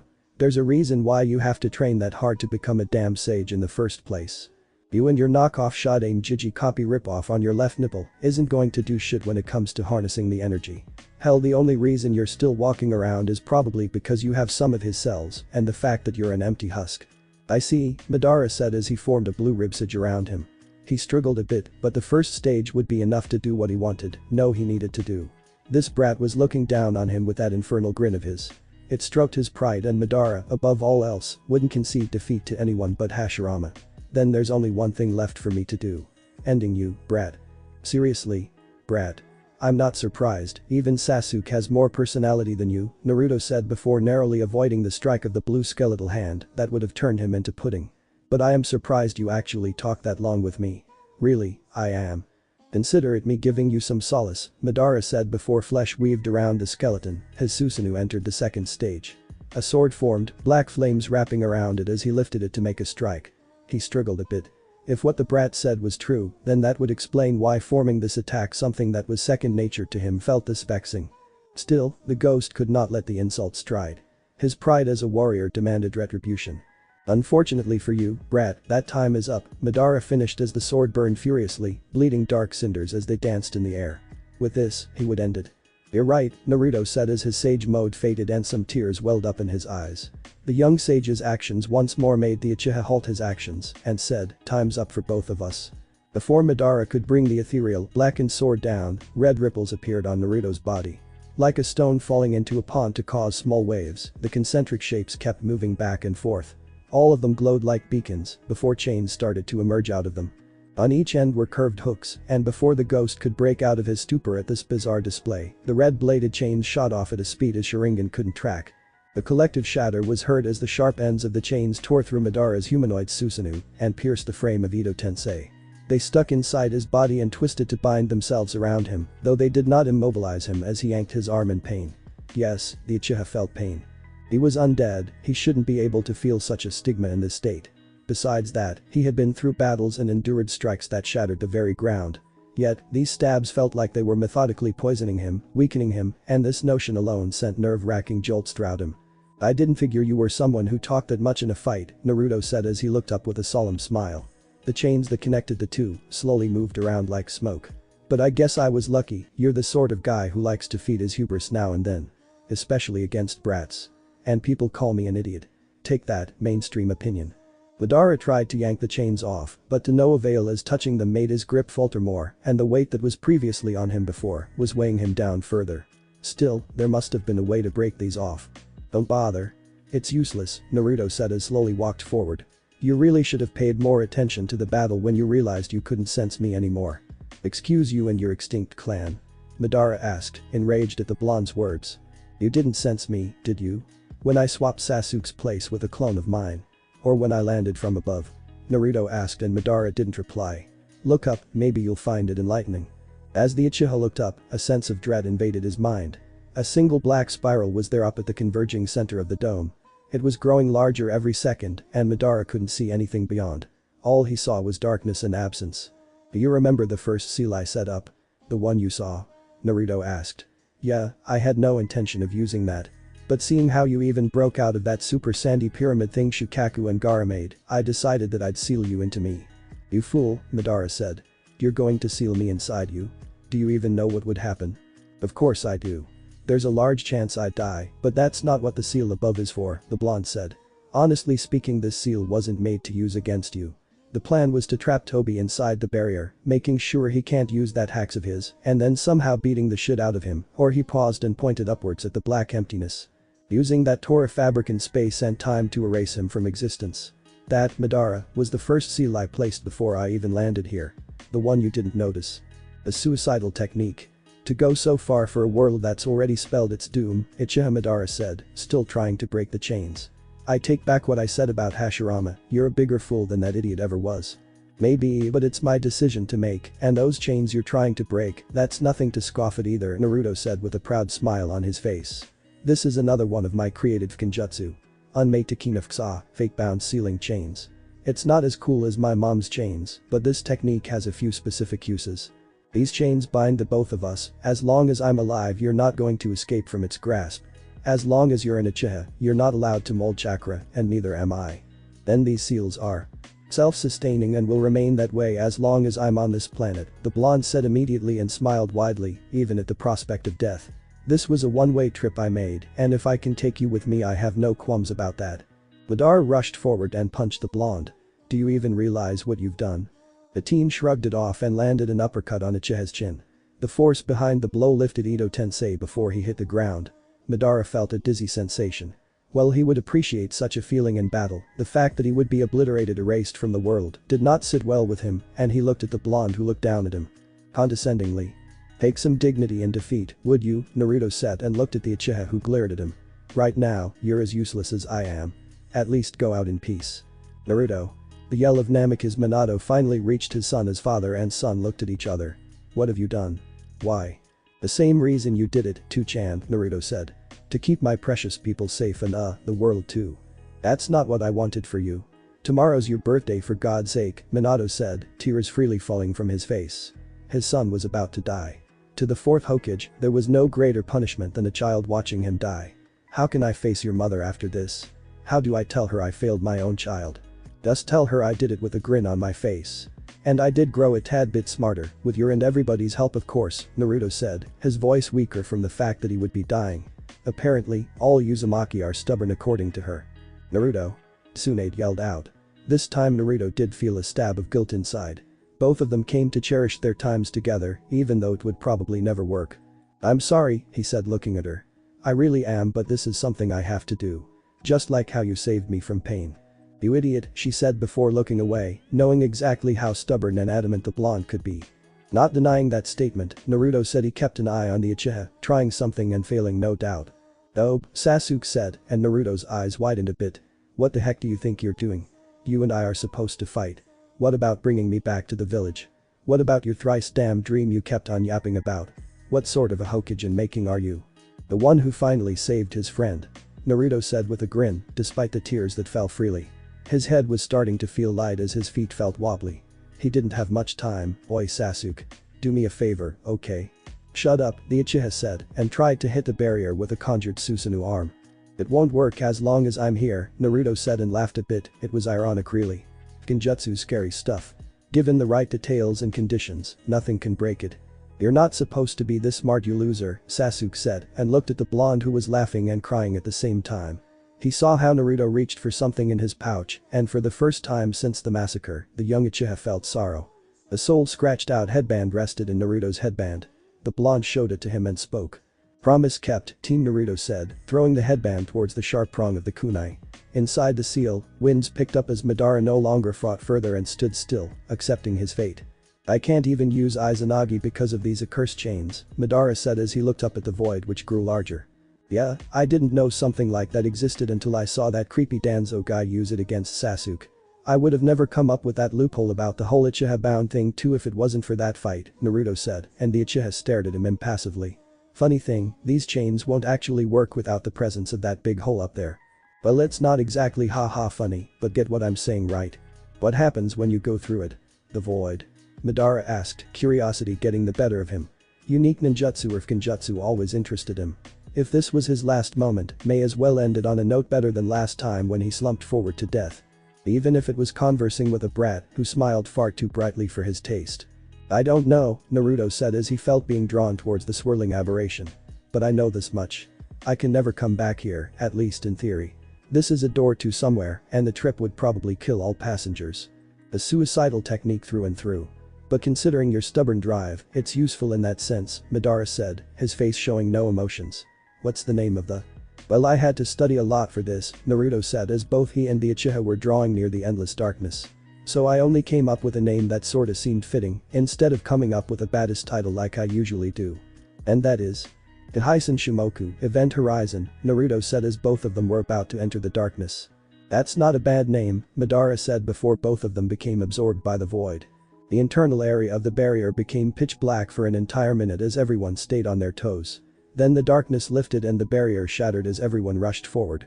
All they found were the 4 Hiraishin-marked kunai, some blood on the ground, and a scratched 8 stuck to the edge of the tri-pronged blade. October 10th, the day this shinobi world would remember as the day of the hero. The day Uzumaki Naruto gave up his life to bring peace. Darkness was all he could see. Silence was all he heard. Absence was all he could feel. And then, small tracks of light could be seen.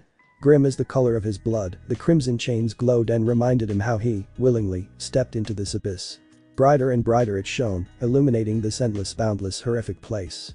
The dark deco of the red metal only served to make this hell look worse. He couldn't find a single speck of solace here. An eternal void of nothingness. There was just absence, cold and dark and lonely. It was both everywhere and nowhere. A true purgatory if there ever was one, and Uzumaki Naruto's mind would have broken had it not been for the fox's words. The beast's curses, shouts and growls kept him from losing it. He never wanted to be alone, and yet 5 minutes after arriving the void was eating away at him. Kurama the Jinchuriki mentally said, I want to get out of here. What should I do? That's not going to be easy, the Kikbi replied. There was a sense of dread in the fox's voice, Naruto could feel it clearly. You said it yourself, this was a one-way trip. His hopeless blue eyes followed the length of the chains, his vision transfixed on the man on the other end. Madara looked worse than him. Violently shaking, he noted how the ghost kept clutching his heart. As if it was trying to burst out. A foolish endeavor. Madara was an undead man, he couldn't feel what Naruto was experiencing right now. He should have stayed dead. And then Naruto's mind began to feel warped and overwhelmed. He was starting to reminisce about his glory days, knowing that the end was near. He remembered those moments where his life had truly taken more steps towards who he was today, followed by his worst. Soon, a new lashing pain emerged in his body, and he screamed. Naruto. Hang on. Images, words, memories. They battered Naruto's mind as he fell further into the darkness of the abyss. The pain refused to leave his side. It was a cruel companion, promising to be with him until the Shinigami came to reap his soul. It lashed at him from every corner. Invisible forces doing their best to make every single moment an agonizing one. Naruto truly believed this was hell. Breaking the laws of man and nature had cost a great price as it dawned on Naruto. In his mind, this was karma. Fair and just and brutal for the aberration he had caused. A small part of him even found it cathartic. At least Kurama was still here with him, but judging by the groans that Kitsune was making, Naruto felt his partner in crime was suffering as much as him, maybe more than Naruto himself. However, the immortal fox was still doing its best to help his jailer. The blonde would have grinned in joy if he wasn't in pain. However, reality was sinking its claws into his flesh. He knew what needed to be done. It was inevitable. Kurama, Naruto said, a taxing effort at the moment. Without warning, the images increased as he remembered burying Haku and Zabuza. The Chunin exams. Orochimaru. His Jiji's death. Meeting Tsunade and Shizune. Sasuke's defection. However, he also started to remember when his younger brother was born. When he lost his older brother to the flames of war. When his eyes truly opened and saw the world for the dark, dirty mistress it was. Gasping, the blonde tried to move his mind away from the disturbing showcase of bizarre and unknown memories. He needed to get that out of his head. Those feelings, the dread, the hate. He wanted it to end. Naruto wanted it all to end. To just get it over with. Focusing on his tenant, Naruto spoke again, stop pumping chakra to shield me. We both know how this will end. The sooner the better. Shut up and let me do my work, human, he heard the nine-tailed beast growl at him. Naruto couldn't stop himself from chuckling.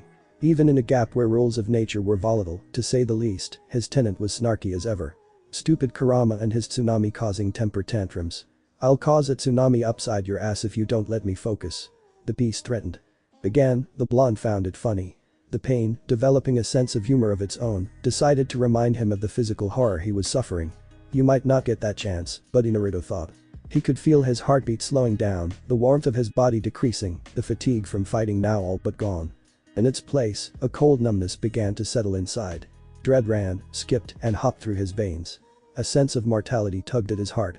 Naruto's face itched, an annoying sensation unneeded in such a crucial time. Ignoring the irritation, his mind focused on the images and the overbearing emotions that came with it. His trip with Jiraiya, where the man became something akin to a father for him. The eventual return to Konoha, followed immediately by chasing the Akatsuki to save Gaara. Meeting with Sasuke after nearly 3 years, the training to complete the Rasengan, killing Kakuzu. Itachi's death, followed shortly by his godfather leaving this world for the next. Nagato and his eventual subversion. The times with Tsunade and the final decision he made to end Madara. His life in the clan. He remembered when his father would sternly stare at him, reminded him why they stuck together, and hated those who resided in the forests. How much they had taken from him. The wars, the never-ending wars taking away lives left and right every single day. He remembered the promise he kept to his mother on her dying bed, to keep his youngest brother safe, his greatest failure. How could he ever forget? The love of his comrades, the fierce protectiveness to shield them, the fear of losing them. They were more important to him than he could ever assume. Naruto remembered those moments. The joy he felt when his father and brothers would proudly smile at him. When enemies on the battlefield would fall, those who dared to harm his kin didn't live long. Then, the pain that came when he failed to save them. Losing loved ones, laying them to rest with your own hands, the realization of how he wouldn't get to see them again came. And with them, his joy was gone. Each loss brought more pain, more suffering, more emptiness. With each body he buried, he lost a part of himself. Seeds of hatred took their place when he felt this horror, his mind became a fertile ground for cultivating revenge. He would rub his nose in the dirty battlefields, let his contempt grow, fuel him with fury so he could take vengeance. Damn it, Naruto. Focus. He heard, the words wrung him from the rage he felt. Jinchuriki was astounded at the emotions he experienced. They were his emotions. Those aren't your emotions, Naruto. They never were. Kurama's revelation made the blonde widen his eyes in realization. It was true. They weren't his emotions, nor his memories. Even his own dream was a far cry from what little he experienced. Yet, Naruto couldn't shake off the feeling. As if it was how a part of himself felt. The irritation on his face's skin began to annoy him further. With great effort he raised his hand to scratch his cheek. It felt different. His skin felt like it wasn't his own. Looking up at his hand, Naruto noticed how his tanned hand looked paler. The paper-like substance then flew near his finger before attaching onto it, creating that same paler shade. Only, it looked more alive. Kurama. Naruto yelled in his mind, fear quickly took him over. What is going on? I don't know, just hang in there, Nar. The blonde heard Kikbi's voice cut off. Kurama. He yelled. Kurama, answered, damn it. It was no use. The strongest tailed beast didn't reply, and as an infinite number of paper shreds continued to assault him. Each of those thin, small strands hit his body with a ridiculous speed. Naruto focused on where they came from. His eyes widened in shock.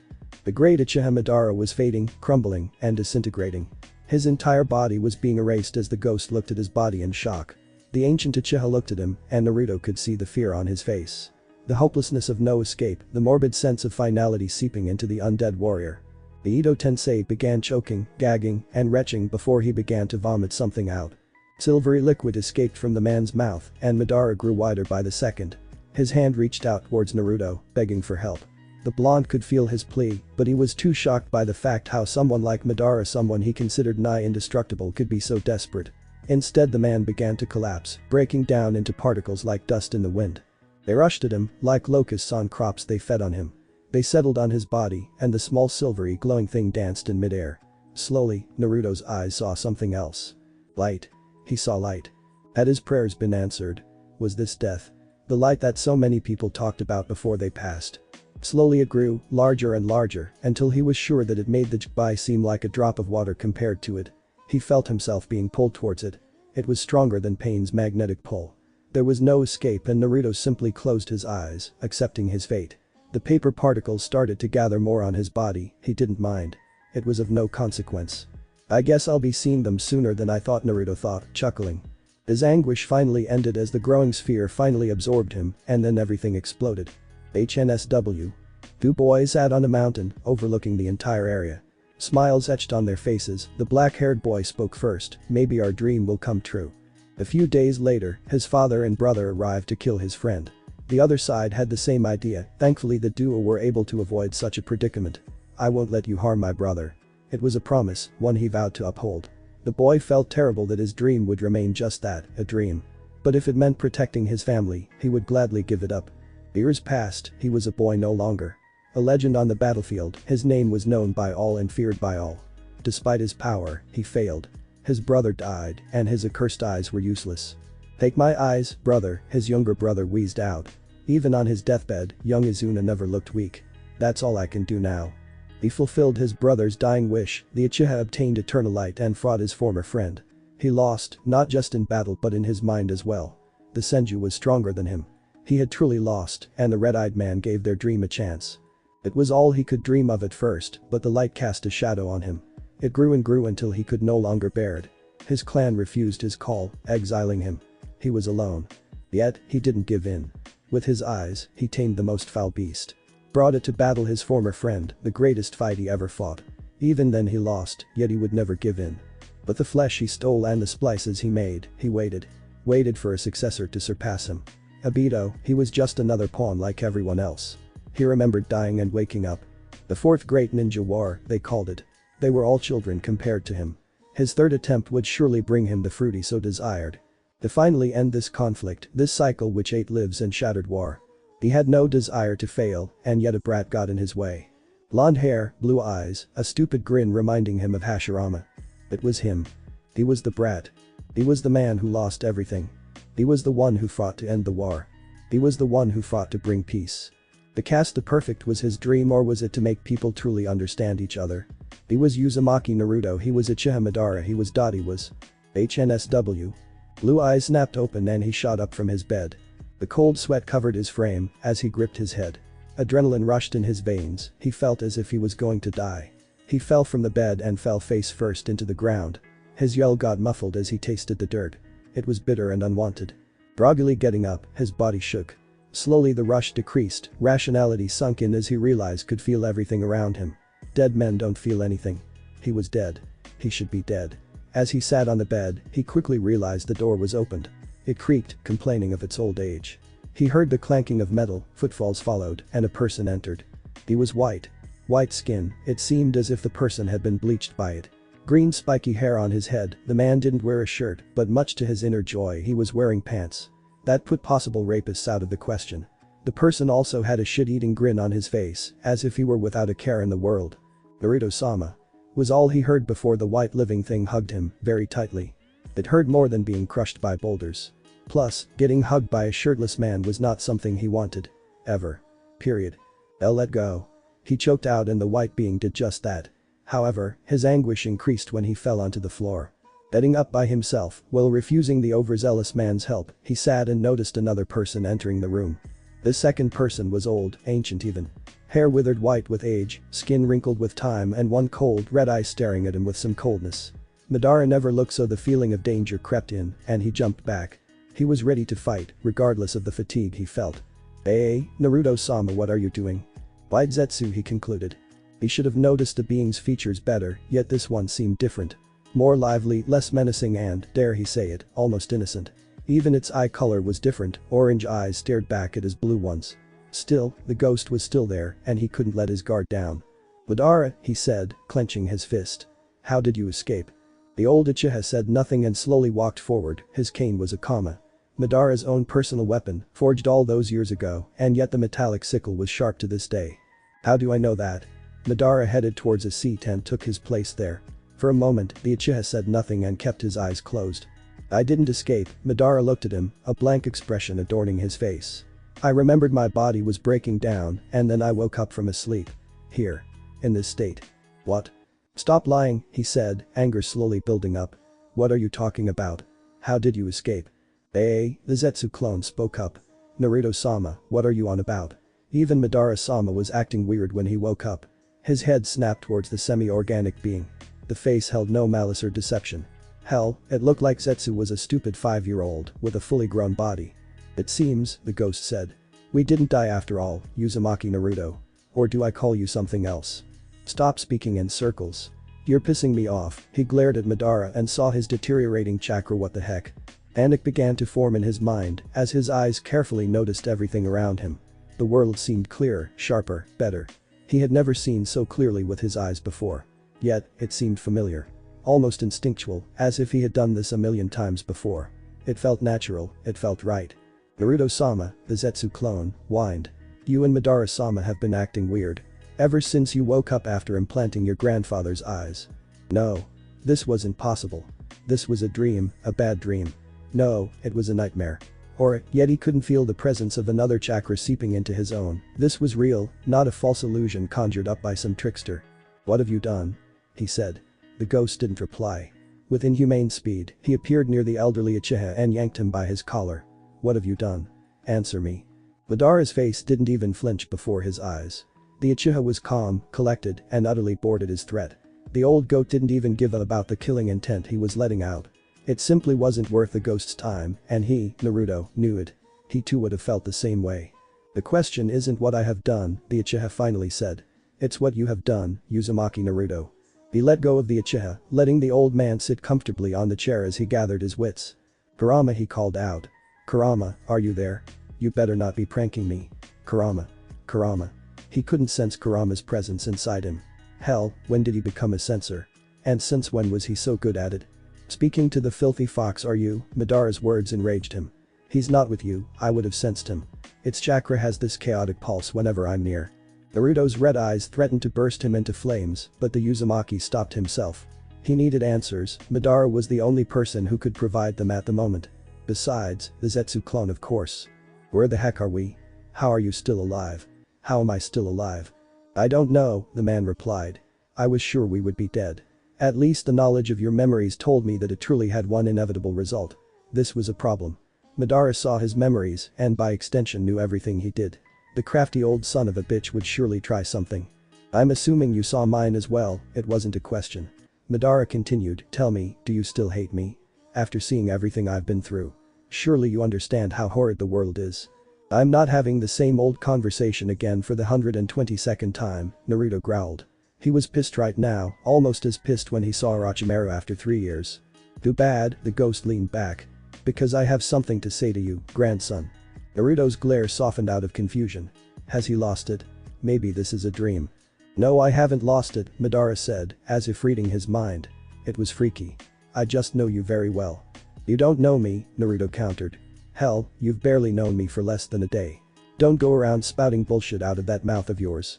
Uzumaki Naruto, Madara began. Born on October 10th, loathed and feared by all. Parents killed on the day of your birth, the Kyuubi's claw made sure of that. Lived by yourself since the age of 5, you hate the 3 minutes you have to wait for cup ramen to cook. Secretly resented the villagers to the point where you hid it all, choosing to grin and bear it instead of leaving the village. Your chakra control was horrid, you failed the graduation exam 3 times, you were a genin on Team 7 and apprenticed by Jiraiya the Toad Sage. Or should I call him, Hirosenin? Do I need to go on? Madara knew everything about him. You're right, Naruto said after deactivating his Sharingan. Madara did it at the same time. However, the door opened both ways in this case. But don't think you're the only one in that same boat. Uchiha Madara, the former Jinchuriki said. Born on December 24th, second-born son of Tajima and Rinko. Had 5 brothers, 1 older and 4 younger. Izuna was your favorite sibling. Your father died when you were 16, and your mother passed away when Izuna was born. You awakened your Sharingan shortly before your rift with your best friend, the Shadame Hokage. Your Manjukam Sharingan awakened after you killed Miya, a close friend who became obsessed with Izanagi. Hobbies include increasing your fire affinity, falconry and taking over the world. Inaruzushi is your favorite food, well you labeled Ro as trash. Oh, and you also couldn't pee for 3 days when you saw Hashirama's face growing on your left nipple. The white Zetsu said. What's going on? Why are you two acting this way? Zetsu Madara was cut off when the white plant like being shouted. My name is Shiru, not Zetsu. It said. Naruto-sama himself gave me that name. Naruto scratched his head in frustration from all the tension in his body. This situation was so bad he couldn't make heads or tails of it. If Kurama was here, he would have had some solid advice. At that moment he realized something.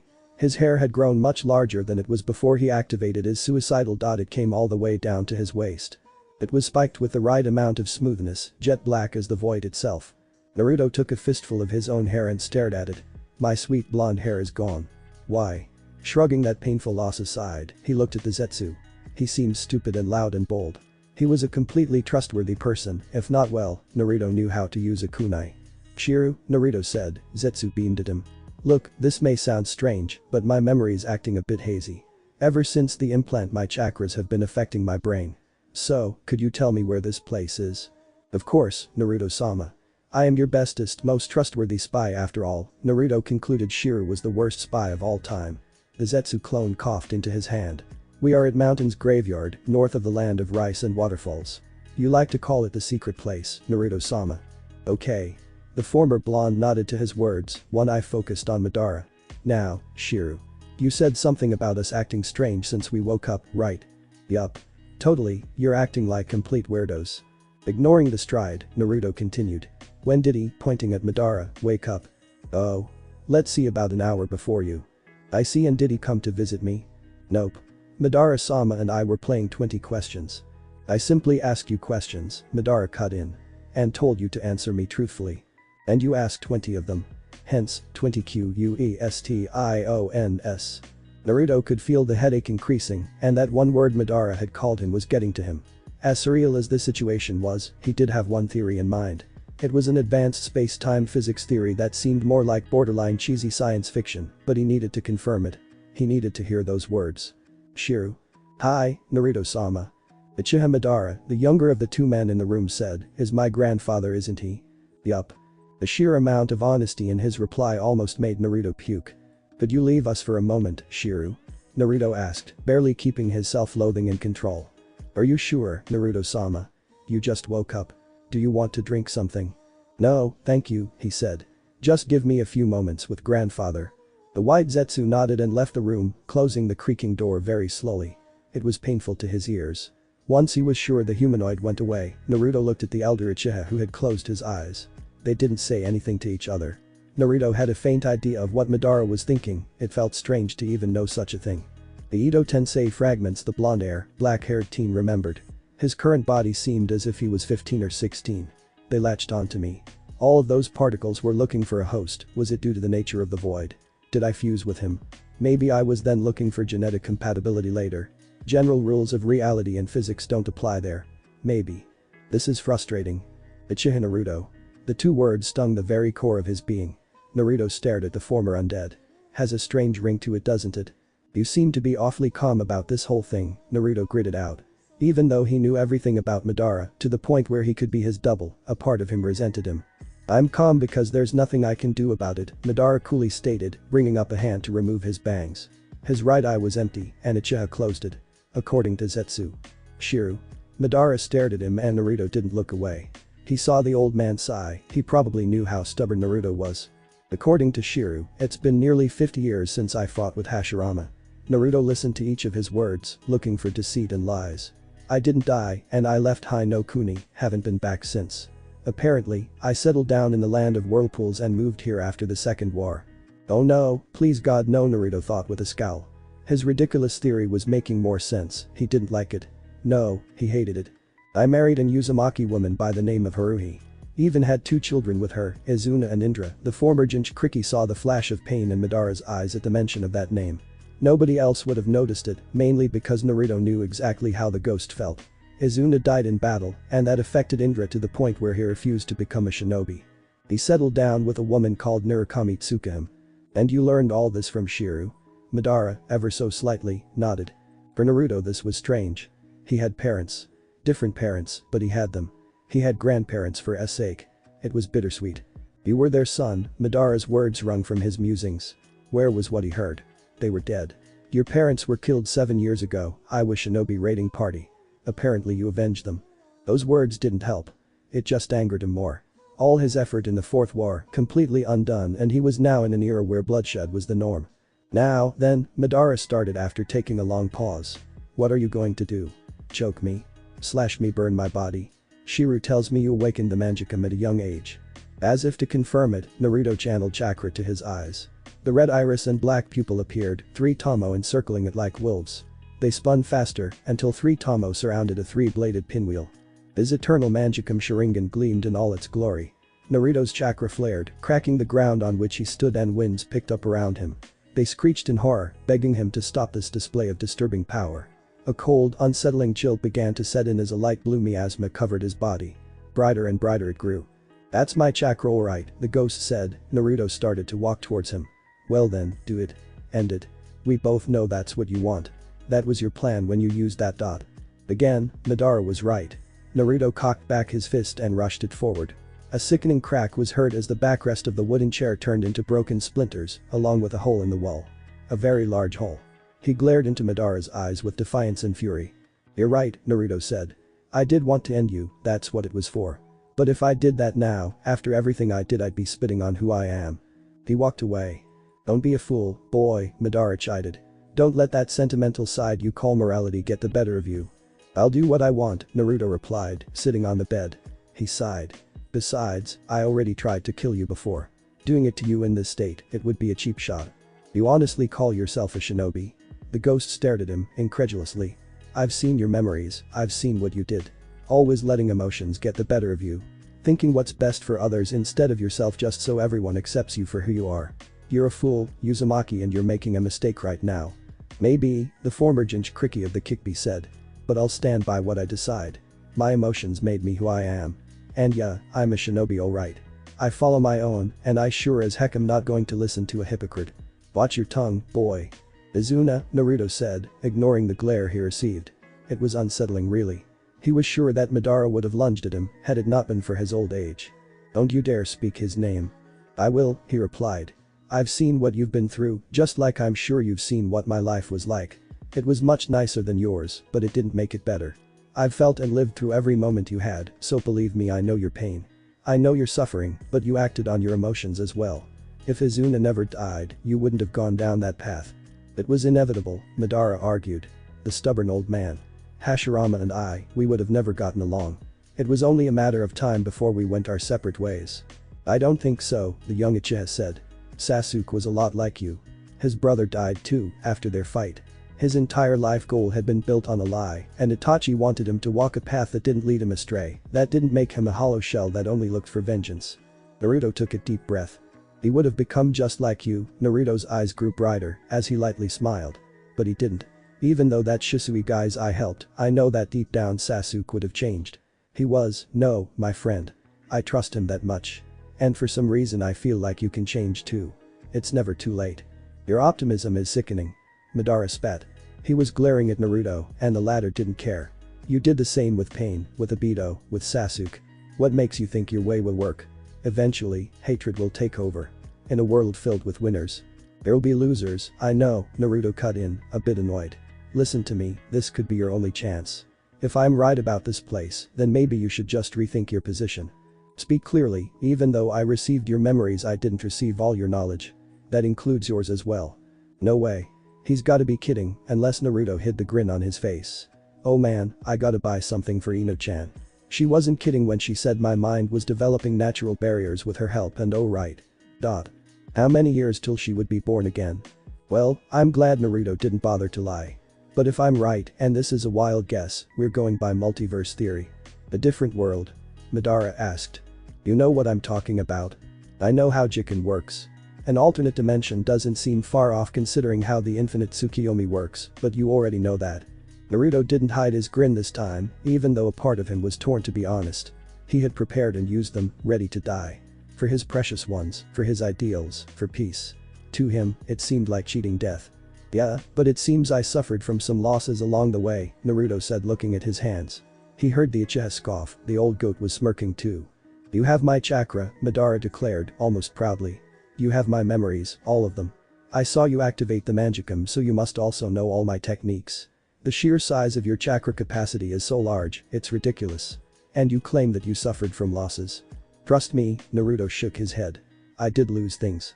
I lost my friends, I lost my life, I lost Kurama.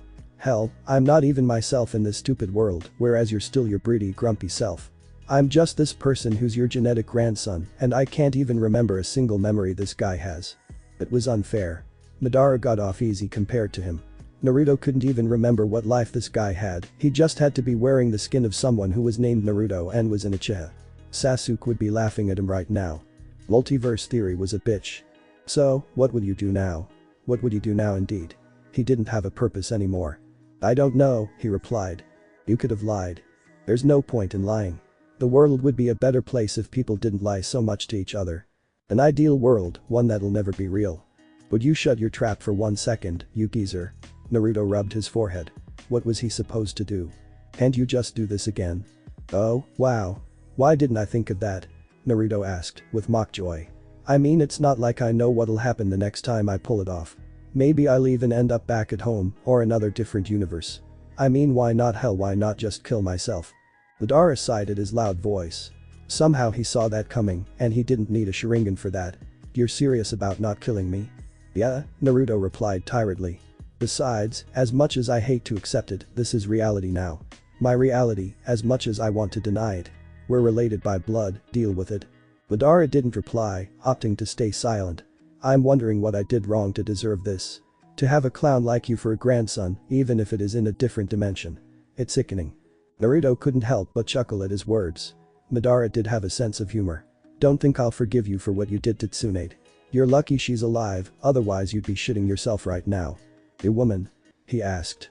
Okay, he didn't expect to hear that. Well yeah. I mean, kinda. I don't know. Naruto sighed and lied down. Not even caring about Madara's presence. There was nothing the ghost could do. He heard the sound of the makeshift cane hitting the ground again. Where do you think you're going? My room, came the reply. Madara stopped. Without purpose, boy, your life has no meaning. I could say the same for yours, Naruto said. You saw my memories, right?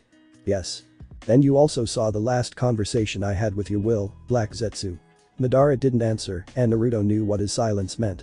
He got up again. Look, I'm not going to spit on you for what you did. You lost your brother, you lost your way. I understand that, but knowing that ultimately you were a pawn yourself, are you still going to pursue your dream? The infinite Tsukuyomi? Madara began to walk away, and Naruto threw his hands in the air. He kept infusing chakra to know where he was moving about. Nothing wrong with keeping an eye on him. Naruto sighed again, he didn't know what to do. Closing the door, Naruto made a few hand seals and mentally thanked the Yamanaka heirs for helping him set up the barriers in his mind. He slammed his hands into the ground as seals emerged. They wander around the room before disappearing. What do I do now? HNSW? Why was he alive? What purpose did he have? Was he a savior or a pawn? Nothing made sense. He was right when he saw enemies in every dancing shadow. This world was a cruel place, one that made him who he was. There were moments he had doubts, but his will never wavered. Madara was set to achieve his goals, to bring two opposing forces to create the ideal world. Black Zetsu, the Uchiha, thought with venom. He was never his will. The black creature was Kagaya's all along. The entire tablet must have been a sham. All he did in life was on the strings of another, making him dance. The Uchiha had never doubted himself this much. Though that was mostly due to the memories. Uzumaki Naruto was an idiot. He was treated like every other Jinchuriki was, like a piece of shit. Yet that boy craved acknowledgement, not through power but respect. His birth itself was a tragedy in the making, something due to Madara's machinations. When Madara woke up, he had expected to be in hell. Waking up in a comfy chair where a white Zetsu was eagerly looking at him like a child was not the picture he had in mind. Of course, now he was having a harder time. The memories there returned. Not just Naruto's, but of himself. Of this world. The one who took his loss to Hashirama in a cathartic way. This version of himself didn't even awaken the Rinnegan, despite stealing Hashirama's cells. Madara, his other self, his current self, settled down. Had a wife, children and a family. It scared him. The notion of having a family and the loss he suffered upon waking up. The fear of losing it again. Years of training and coping with grief kept his emotions in check. It was never easy, dealing with the loss of a loved one. And this Madara, this stupid peaceful Madara, loved his family. The ghost of the Uchiha slept quickly, he ignored the pangs he felt in his heart. It was too late for him. I've seen what you've been through, just like I'm sure you've seen what my life was like.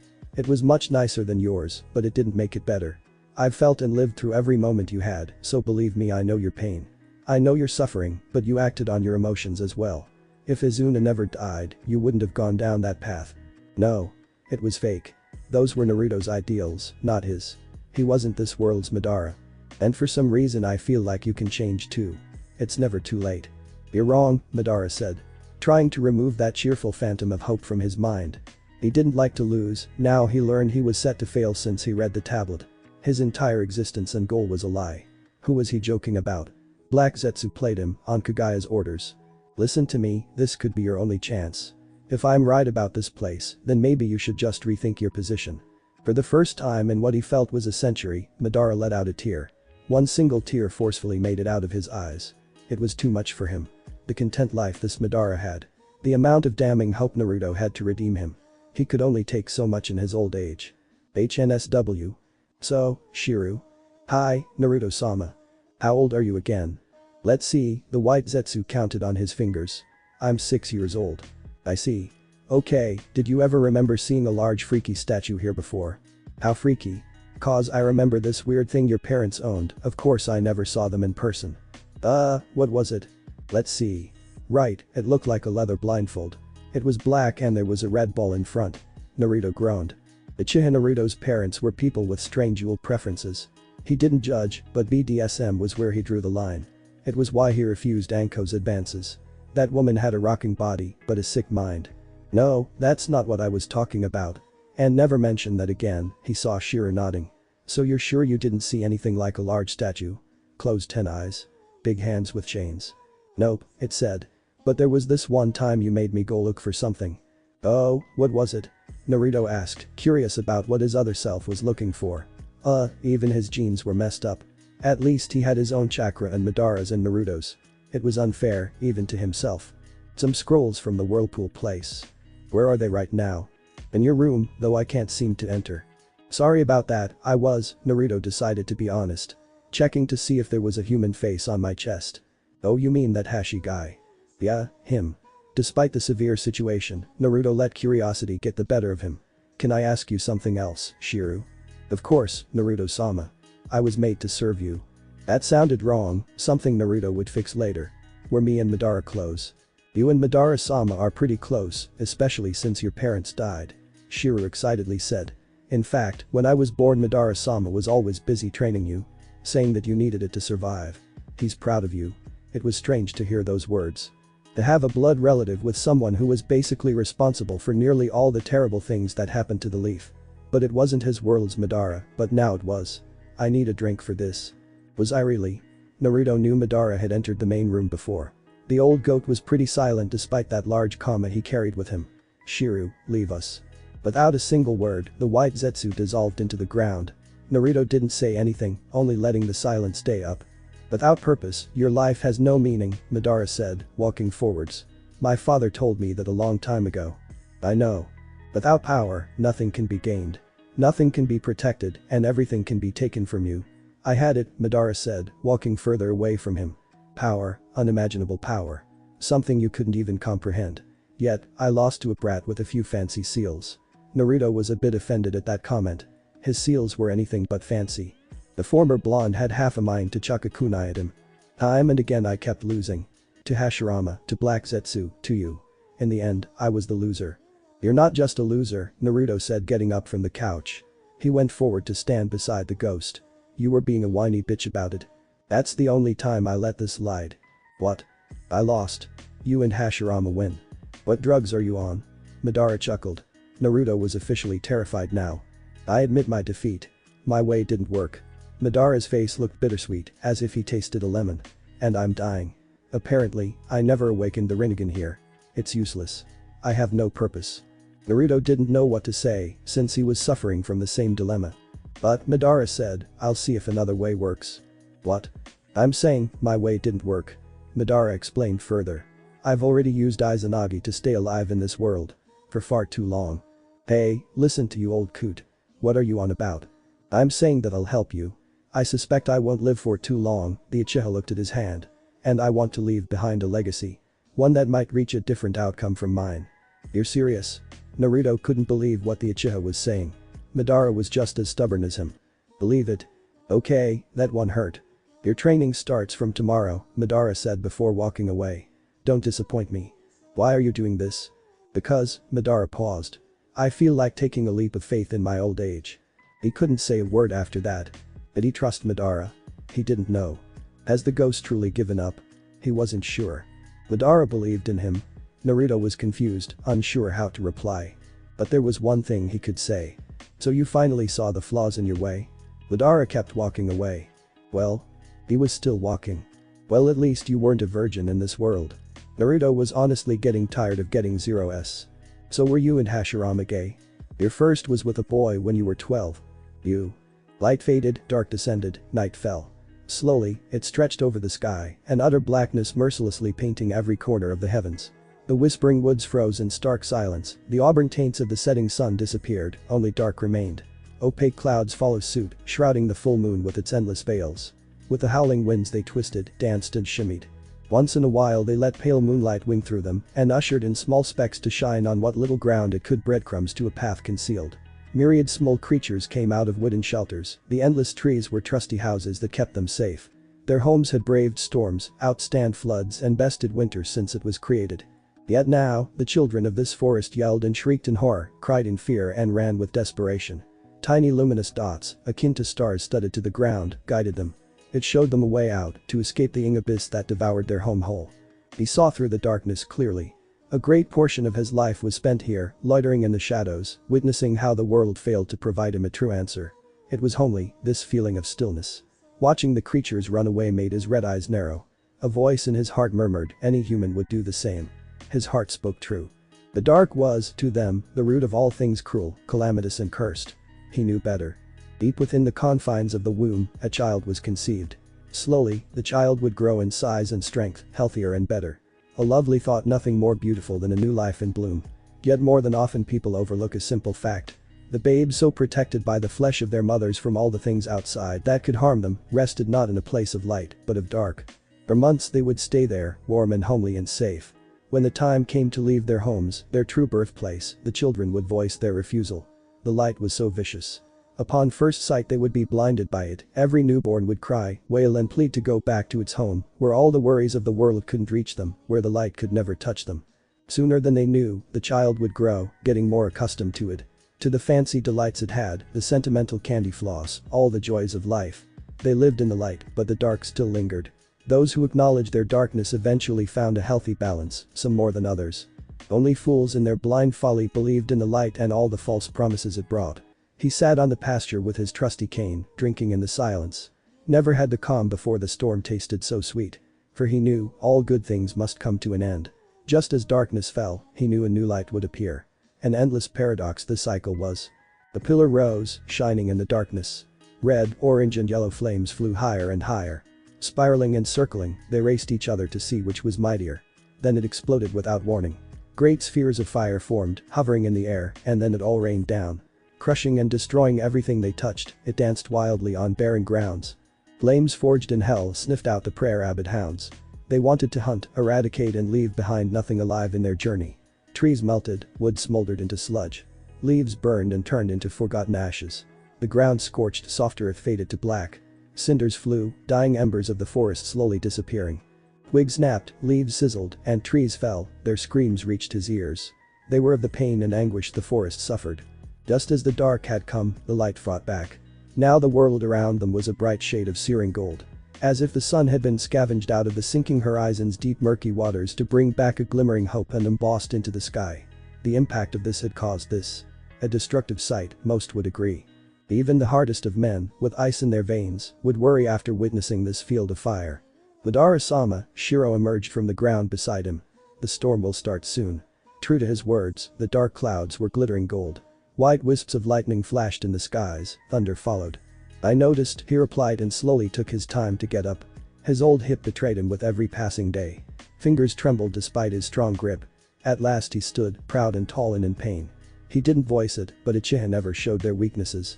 When they did, a lot of people died. Perhaps karma wanted to play a joke. He did look down on Inoki for his old age. Are you alright? I'm fine, Madara lied. Red eyes glanced around the area. Has anyone noticed? Nope. The white Zetsu cheered. The seals are holding up just fine, Madara-sama. Naruto-sama is so good at them, I think he might be the bestest, most greatest, fantasticast. Call him back, Madara ordered. He was not in the mood for hearing one of Shiro's absurdly long praise sessions. I don't want the idiot doing something stupider when it starts. Will do. The Uchiha regretted his decision almost immediately. Naruto-sama. Perhaps this is all a nightmare, he still often told himself. Even now, after more than a year had passed since the incident, Uchiha Madara still felt this was an illusion. His other self's life certainly didn't agree. The dreams had finally stopped 6 months ago. They were too much to bear at times, especially at his age. More lightning crackled, more thunder boomed, and his patience drew to a close. "I'll be going inside." "Tell the fool." "Tell me what?" Madara turned around. "That you're going to cause more disturbances in the storm." The young man before laughed off the jape, seeing an Uchiha laugh so casually was still a wonder to him. His clan wasn't uptight as the rest of the world saw them. They were more pragmatic. Uchiha in general had a low tolerance for bullshit and idiocy and stupidity, all three abundant in the person before him. It was like staring into a mirror. An inferior, cheaply made mirror. A man of dark raven hair, unruly and wild, was tied into a high ponytail. Apparently the boy didn't appreciate his hair getting dirty. Madara's hair was often filled with grime and blood, that's why it stayed so silky. He wore clothes befitting an Uchiha and certainly looked the part. Sadly, he could not say the same for his grandson's behavior. "Calm down already," the boy waved him off. "No need to get so worried about me." "I wasn't worried," Madara explained. "You staying out here in a storm would give me a headache." He started walking back towards the cave. The secret path was short and blocks of earth rose from the ground as seals appeared around them. Glancing to his right, he saw the blue-eyed Uchiha already with his hand seals. He's gotten faster. Walking down the stairs with the two of them, the gate closed behind them. The torches below were lit and the journey was silent. For the first 35 seconds. "So," the young Uchiha drew the word out. "What did you think? It was pretty awesome, right? In terms of consuming chakra and acting like a beacon for your enemies, then yes." Madara heard him grumble. "I do not doubt the power of the main hassle lies in executing it. Enemies aren't going to give you 15 seconds to plan it out. Flashy will take you so far. Shinobi should be swift and subtle. That's rich coming from a guy who basically conjures up a mountain-sized ghost samurai." He whined. "Subtle my. It's called a battle avatar, half-wit," Madara shot back, his voice still calm. He didn't want to be lectured by a boy on subtlety. Susanoo was meant to make his enemies soil their pants. You had one before, still have one, and you can't even get the term right. Naruto was an idiot. Perhaps a bigger idiot than Hashirama, something he never thought possible. The only saving grace in all this was that Naruto was not a senju. Had he been, Madara shuddered at the thought. The Uchiha sent out his prayers to whatever being that was out there to avoid such a tragedy. The boy was blabbering again. "And that's why it works." Naruto Uchiha finished. His grandson was strange. Brash, loud, honest to a fault, all the qualities Madara despised in a shinobi. Yet, the former Uzumaki had dashed all his thoughts, all the pictures he had regarding what a ninja should be. How many former enemies had he turned to his side with that silver tongue of his? "Maybe," Naruto scratched his chin. "Maybe you're just jealous. I mean, the first Hokage had a massive wooden Buddha with 1,000 arms. Does your Susanoo have 1,000 arms?" Madara stopped in his tracks. Dark eyes grew cold. "Hashirama had Mokuton. Do you know what it was like fighting him?" Naruto smiled. "Actually, I do. But then you know how much he made the environment play to his strengths. Entire fields became death traps, forests that breathed poison, wooden dragons sneaked about beneath the earth." "Yeah," Naruto's smile didn't fade. "Still doesn't change the fact he beat you 2-1. You only got one over him after you got the Rinnegan. No wonder people call him the god of shinobi." "Boy," Madara began. "The only reason Hashirama is known in every nation is because of me. I pushed his limits, made him reach new levels. If it wasn't for me, Senju Hashirama would be sitting at home as a nobody with a stupid bowl cut and an even stupider family. I made him the god of shinobi. His legends exist because he fought me. Without me he would have been just another Senju." "Dear log," Naruto sighed. "You're still hung up about him becoming Hokage, aren't you?" Madara did not dignify that with a response. It wasn't worth the effort. This grandson of his tested his patience more than the entire Senju clan. At least they wanted to kill him. Naruto didn't even harbor hostile intent towards him, going so far as to blindly trusting Madara despite all their history. It was madness and stupidity. The large boulders before their path resonated, great gray stones parted sideways showing a tunnel. He could hear the storm raging above the ground this far down. Your fire caused that nimbus cloud to form in the coming storm, Madara reasoned. Perhaps the flames were hotter than he deemed. "Hell yeah," the brat beamed up. "You should know better than to underestimate me. Doing that is impossible. Every time you open your mouth you prove you're a hopeless belligerent fool." "Yeah, well," he paused. "At least I don't throw world-enslaving tantrums." Both were striding towards the main hall beneath Mountain Graveyard, Madara's home for the last 50 years, give or take. The mountain itself was ravenous to scale, then came the unnatural biting cold. It was always colder here. Perhaps this place was cursed, just like his fate. "Do you want some soup?" It was habitual at this point, Naruto asking him what he'd like to eat, especially in this weather. Rain and wind hammered their home from all sides, the echoes of the storm reached deep within, and he enjoyed this. The sounds that came. Madara had a fondness for the rain. As a child he found it hopeful. The rains from above came down and washed away the blood that soaked the lands. Are you going to make some regardless of my answer? Naruto nodded. Then, yes. See you in a bit, he cheerfully walked away, and Madara stared at his retreating back. The Uchiha went back to his own room and rested on the seat. His bones were getting older. Had it not been for the Sharingan he would have gone blind perhaps. His room used to be dimly lit with fewer candles and torches. Naruto insisted on more lighting since he didn't want this place to be dark and gloomy. He didn't have to wait too long. Naruto came in with 2 cups, the Zetsu followed with a cup of his own. Madara took the mug and the smell of pork, broth, and other delectable vegetables all cooked well. Naruto had limited skills in the kitchen, but for a man who lived alone, it was enough. Thinly sliced pieces of pork were savory and crisp, the miso seasoning complemented it. When he was almost done, Madara stopped. Naruto and Shiro were talking about what the Zetsu had seen recently. Being a spy was the main reason it existed. He often wondered what this Madara achieved by stealing Hashirama's flesh. Yes, he had Mokuton, albeit weaker, but outside of that he saw no gains. The Rinnegan wasn't awakened by this one. The stone tablet was tampered with here too. Does this mean Black Zetsu exists here as well? What are you thinking about? Naruto asked him, done with his own share. Madara finished his own cup and placed it on the desk beside him. The past, Madara said, the present, the future. You're sure you never found Black Zetsu here? Not a trace, Naruto replied, even though he seemed bitter. Shiro's been searching for him for a long time. He's not getting in here though. I made sure of it. He remained quiet for a while before he felt a rising pain in his chest. He coughed and cursed in his mind. He felt weak. This shear in his heart reminded him of Hashirama's death blow, both were excruciating. A warm feeling began to thrill him. Naruto's hands were near his chest, glowing pale green, healing him. The pang lessened further before disappearing. Madara nodded, heavy breaths now calmer and shorter. You're getting worse with each day, Naruto said. What genius observation skills you have. And snarkier, he continued. His brows furrowed with concern. It was amusing to watch. We should really get someone to check you out. If this keeps up. I'll be fine as I've always been, Madara cut him off. I didn't survive wars to die at the hands of some common disease. Thrice he died. Not many men could claim that. First was when he buried Izuna, the last member of his family becoming truly alone. The second time came when Hashirama stabbed him during their battle. The last one. He severed his connection from the Jito statue. It had left a bad taste in his mouth. He was Uchiha Madara. A warrior. Dying of old age seemed so foreign to him. He never expected to live this long either. Look, old man, Naruto spoke, bringing him back to the room. I know you think you're going to get better, but I don't share that thought. Besides, you're pretty damn stubborn. And you're not. Touché, Naruto shrugged. I used to think that way too. Then someone much wiser than me gave me the best advice of my life. Boo. Uchiha Itachi, Naruto smiled. Madara's only memories of Naruto went as far as the former's death. Right up to the point where Itachi made his grandson swallow a crow whole.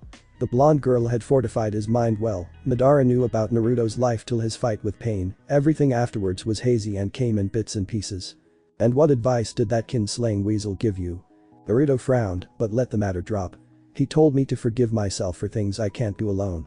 I can't control everything and be everywhere at the same time. He said if want to know me, the real me, I need to accept the fact that I can't do everything alone. That's what friends, comrades and loved ones are for, they fill those gaps. He paused, clenching his fist. Itachi said he failed with himself in that regard and he'd been deceiving himself ever since. I'm surprised you remembered a lesson like that, Naruto laughed a bit. And you want me to do what? Accept that I'm old. That I'm weak. That I've been wrung from my reality, placed into this vessel who looks, thinks, and almost lived the same life as mine. I've already accepted that fact. No, Naruto came forward. I need you to let me help you. I'm fine, boy, Madara wanted to look away from the damned honesty in his eyes. Geez, old man. Why do you have to be such a pain in the ass? Madara scoffed at the crude term. You think I wanted this? I had a goal in my life. Peace. Later, I found out that Black Zetsu was never my will to begin with. My entire dream was built on a lie. The memory of the other Zetsu turning traitor was vivid. It was cruel to watch. I'm Uchiha Madara. Nothing will ever change that. He didn't bother hiding the venom in his voice. It doesn't have to be that way. Spare me your pity, Madara continued. The storm outside bellowed louder. Successive waves of rain battered the mountain. Winds thrashed wildly against the walls, like whips carring flesh. Then why are you helping me? Naruto asked, his voice grew louder as his eyes shone a wicked red. You could have left me to my own devices or poisoned me. You had a lot of chances, but you didn't. Why? Do you remember what I told you? Madara began. There was a small pain in his arm, nothing too great though. Without purpose life has no meaning, I have none. Killing you has no merit. Okay. Would you help me with my training? The boy continued. I have your memories, your knowledge and know every damn thing that you do. The only reason I helped you is because you carry my blood, the ghost clarified. Any other person would do the same for their own. Madara felt a hand on his shoulder, the grip was gentle. Stop lying to yourself, Naruto smiled sadly. I can't argue with you anymore, old man. I'm tired. That made the two of us. Madara remove his hand.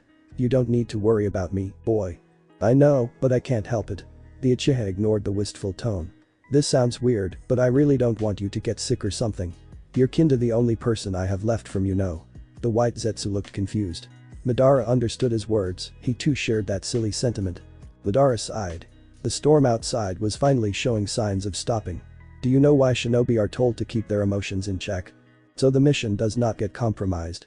And there's a good reason why those who are close are rarely put into the same regiment. Madara continued. Love is the death of duty. One of the first things we were taught. Then there's you, a complete mockery of that saying. Boy, Naruto scowled. The boy was not amused, Madara was. You don't have to be an ass about it. The boy who spouts his ideals loudly, lets his emotions get the better of him, and makes sure your decision stays on top everyone else's opinions be damned. The Uchiha saw the boy smirking. He was proud. You're worse than Hashirama. Meh, Naruto rubbed his nose, blue eyes shone with mischief. You know you love me. I'm tired. Get out, now, Madara said, he wasn't feeling that well. Every passing day he found himself sleeping in more. Let me help you, the old ghost didn't refuse and let him guide him to his bed. You're getting frailer every day. I noticed, Madara replied and slowly got into bed. The damned pillows were softer now. There was a slight chill in the air, Naruto wisely pulled up his sheets for him. The boy bid him goodnight and was leaving. Madara wasn't done. Wait. Yeah? Naruto came back and looked curious. Madara looked at the boy with some pride, he had trained him after all. Do you need to take a shit? Madara was no longer proud. Boy, he breathed in. His chest felt lighter. What do you intend to do? What? He sighed. Naruto was dense, so dense that Madara was sure that light bends around him. You're going to have a life outside this mountain. I'm sure taking care of an old man was not on your list. I don't mind really, Naruto grinned. It's a heck of an experience. The best part about all this is you don't wear a diaper. Cause if you did, oh boy. I'm trying to have a serious conversation. I am serious, the boy relented. You don't know how ugly things get beneath those white shitguard pants. Babies are one thing, but elderly people with their wrinkly asses and… Moving on, Madara cut him off. He did not want such an image in his mind. What do you intend to do? Go back to the leaf? Eventually, Naruto admitted. He sat on the bed. The boy had gotten taller again. It is home. The boy's affectionate tone was not lost on him. Reminded him of simpler times. Is being Hokage that important to you? Madara asked. He had to fix the boy's mind and set him on a straight path. Not the path Madara chose, not the path Hashirama chose, but a path of his own. Free from all the shackles their age had cuffed on countless people. Being the Hokage is all I've ever wanted to be, Naruto said. His eyes were staring off into a different time, a different world. It's been the one thing I've always wanted to be. The goal is admirable, the thought choked him. Perhaps Naruto's own views had softened his, but not swayed them. I can understand why you would want to be Hokage. Adoration, acknowledgement, acclamation, things we all strive for. Yeah, I didn't know what it was like until I beat pain. Of course, you already know that. Yes, then what? Pardon? Let's say you become Hokage, here, Madara pointed out. The boy nodded. Then what? You stay stuck behind a desk, signing papers, assigning missions, keeping the peace.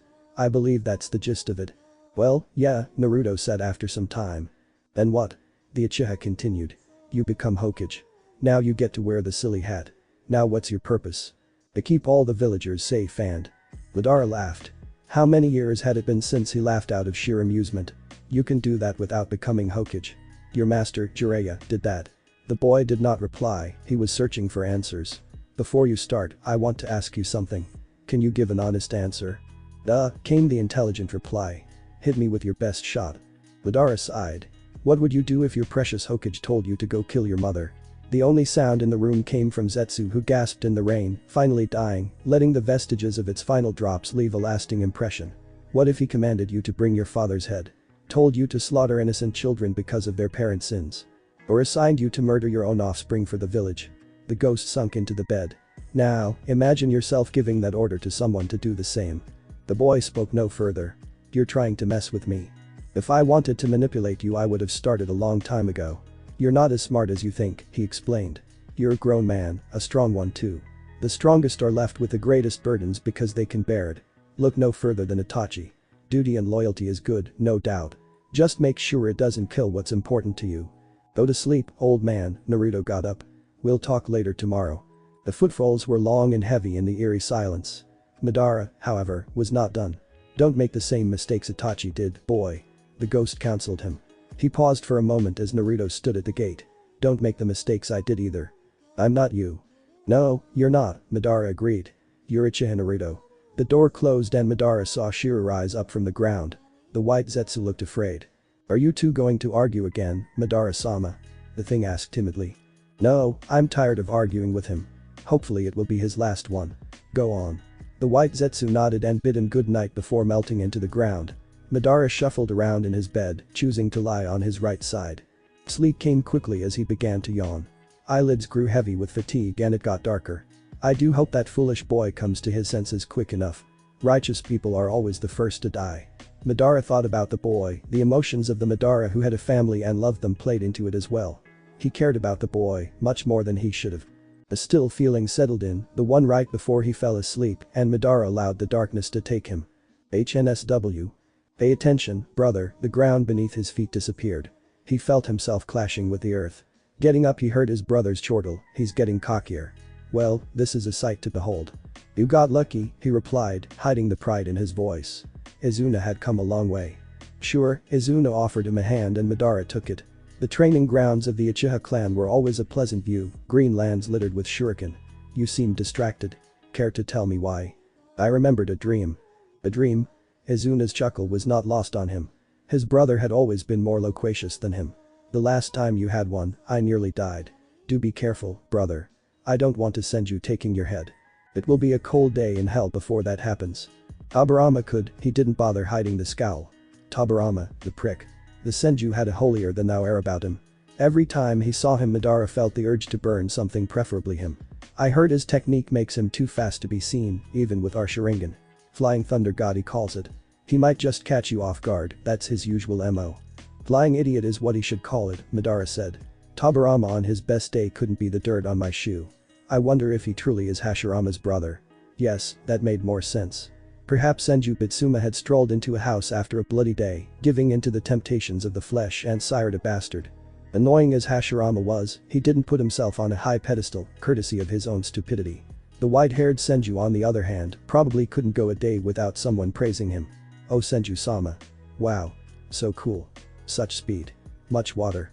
He decided there and then, the next time he would see Tobirama, Madara would declare him a bastard and cause a rift between the brothers. Well, if he isn't, shame on them. Izuna and Madara walked before sitting down on the ground. Each brother took a flagon of water and relished in the drink. Summers were hot, yet the sun was merciful today. Not blaring down upon the lesser ants which roamed the world. So, that dream of yours, spill it. Madara chuckled a bit. It was strange. How so? As I grew old, Madara took another swing. He felt drier than usual. Even had a family, a wife, 2 sons and a grandson. Can you imagine that? Doesn't seem far-fetched, his brother shrugged. Didn't you ever think of having one? Madara remained quiet. Look, Izuna followed his sight.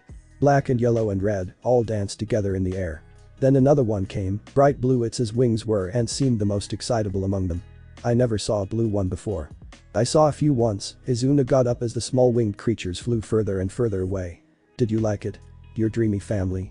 They were family, Madara said. Cold eyes looked up at the bright blue skies. White clouds drifted slowly. It was perfect. You didn't answer my question. I suppose I did, he admitted. The grandson needed work. Stupid, bold and impulsive, the boy was annoying. What was his name? Izuna asked. Naruto. Well, at least his name wasn't Tobirama. Madara retched at the thought. Who in their right minds would name their children with that burden? Only baseborn were deserving of that name, the runt of the litter. I suppose you're right. Well, let's go then, Izuna started walking. Father and the others are waiting for you. Where are they right now? Madara asked, seemingly forgetting where he was supposed to go. It was a strange feeling. Uchiha Izuna, his younger brother, smiled. Home. HNSW. Sweat poured down his frame as he dug out earth. Using it would have been easier, but that was not his way. Had someone told him that he would wake up to find Madara dead in his sleep, he would have laughed. This, however, was no joke. Last night's words were still fresh in his mind. He had several arguments with Madara before. Last night one's while lighter did eat up his sleep. Guilt gripped him as well. I should have known something was up. He jumped out of the grave. The experience was strange to him. This was the first time he'd done this, and the person he would be burying was a former enemy, with whom he shared blood no less. Naruto didn't know how he felt about this whole damn thing. A part of him was sad, yet another part wasn't surprised. One thing was sure. He didn't want the old man to die. Now, he was alone. Madara's old memories amplified this hollow sensation. While he couldn't say he dearly loved the man despite their ties, he didn't hate him either. Madara had done enough to help him with his training, despite not needing to. Counseled him wisely, pointed out his flaws and everything one could do for their grandson. Or so Naruto thought, he never had one before. Naruto-sama, Shiryu said, he's ready. The clones were done wrapping Madara's body with clean white clothes. Zetsu was misty-eyed and had loudly cried when he saw Madara not waking up anymore. Naruto walked to the corpse now garbed in white. The old skin wrinkled further, his body rigid as stone, and a peaceful look on his face. He looked content, just as Neji did. He picked up the frail body, placing it into the coffin and sliding it shut. He carried the coffin towards the grave. The small walk seemed longer than he thought. Gently, he buried it into the ground. Blue eyes turned red as he seared the image into his mind. This was the one inevitable fate Madara had told him about. Death. Shovel in hand he started heaping pounds of earth onto the white coffin, staining it brown. What would you do if your precious Hokage told you to bring your mother's head?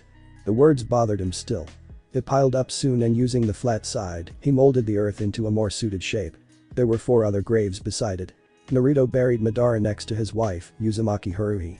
Next to her were her sons, Izuna and Indra, along with the latter's wife Narukami Tsukahime Uchiha Naruto's parents. From the diaries Uchiha Naruto kept, he learned a great deal about his parents. Gentle and kind, strong and witty, Indra was considered a disappointment to his father's legacy. Watching his older brother drowning in hatred, blood and combat, which led to Izuna's death, molded him into a pacifist.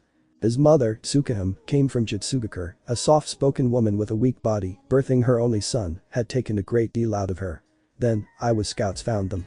Thinking his father to be an Uchiha spy placed in foreign lands, they killed the couple, with young Naruto witnessing it, and awakened the Manjikim. He dreamed sometimes of a life where he did not speak without purpose, did not smile as much, and always strived for power. Uchiha Naruto was a broken child, one who played with shuriken and swords in the shadows. His only purpose was to grow stronger, to spit back in the face of the world and all those who came for his happiness. Naruto simply accepted he was both. He was Uzumaki Naruto, the man who banded all the nations together. He was Uchiha Naruto who, so tainted by hatred, sought strength for his own happiness. Was it a crime to be selfish? To be happy? The reborn Uchiha had found those words time and time again in the little black book. Naruto-sama, Shiryu paused, struggling to find the right words. Will you be leaving? He sighed and ruffled the Zetsu's green hair who was sitting with a somber look. Innocent as a child this one was. Reminds him of Konohamaru when the brat was younger. In a few days. What will I do till then? Zetsu asked with determination. Do I go and kill some shinobi? Get some reinforcements? Build an army? Start a nation and… None of that, Naruto sat down beside him. I want you to keep this place safe and look for Black Zetsu when you can. I never found anyone like this guy, the plant being continued. Even in the hidden rain. Shiryu's stealth was terrifying. This being raped the very definition of privacy. Still keeping an eye out, Naruto insisted on looking at the graves. One day he too would be 6 feet under. Only his deeds and legacy would remain. He had none, not here at least. Staying away from the leaf was getting to him, and the old man dying had removed the last bit holding him back. I'll be going back to the leaf. Can I come with you? No, Shiryu, the white Zetsu pouted. Naruto chuckled a bit. He needed that. I need someone I can trust to keep guard here. Don't want some stupid necromancer coming in here, and besides, I can visit any time I want. Oh yeah? Shiryu snapped his fingers in realization. You have that flash thingy. Yes. Naruto got up and stood near Madara's grave. Go and hunt something down, Shiryu. We'll be making lunch soon. Shiryu did not need to be told twice. He took a bit of the earth in his hand before dropping it on the grave. Like sands of time and in Herglis it fell crumbling. Thank you, Naruto spoke. I never actually said that to you. Always wanted to, but things never go the way anybody wants it to. His hand traced across the grave.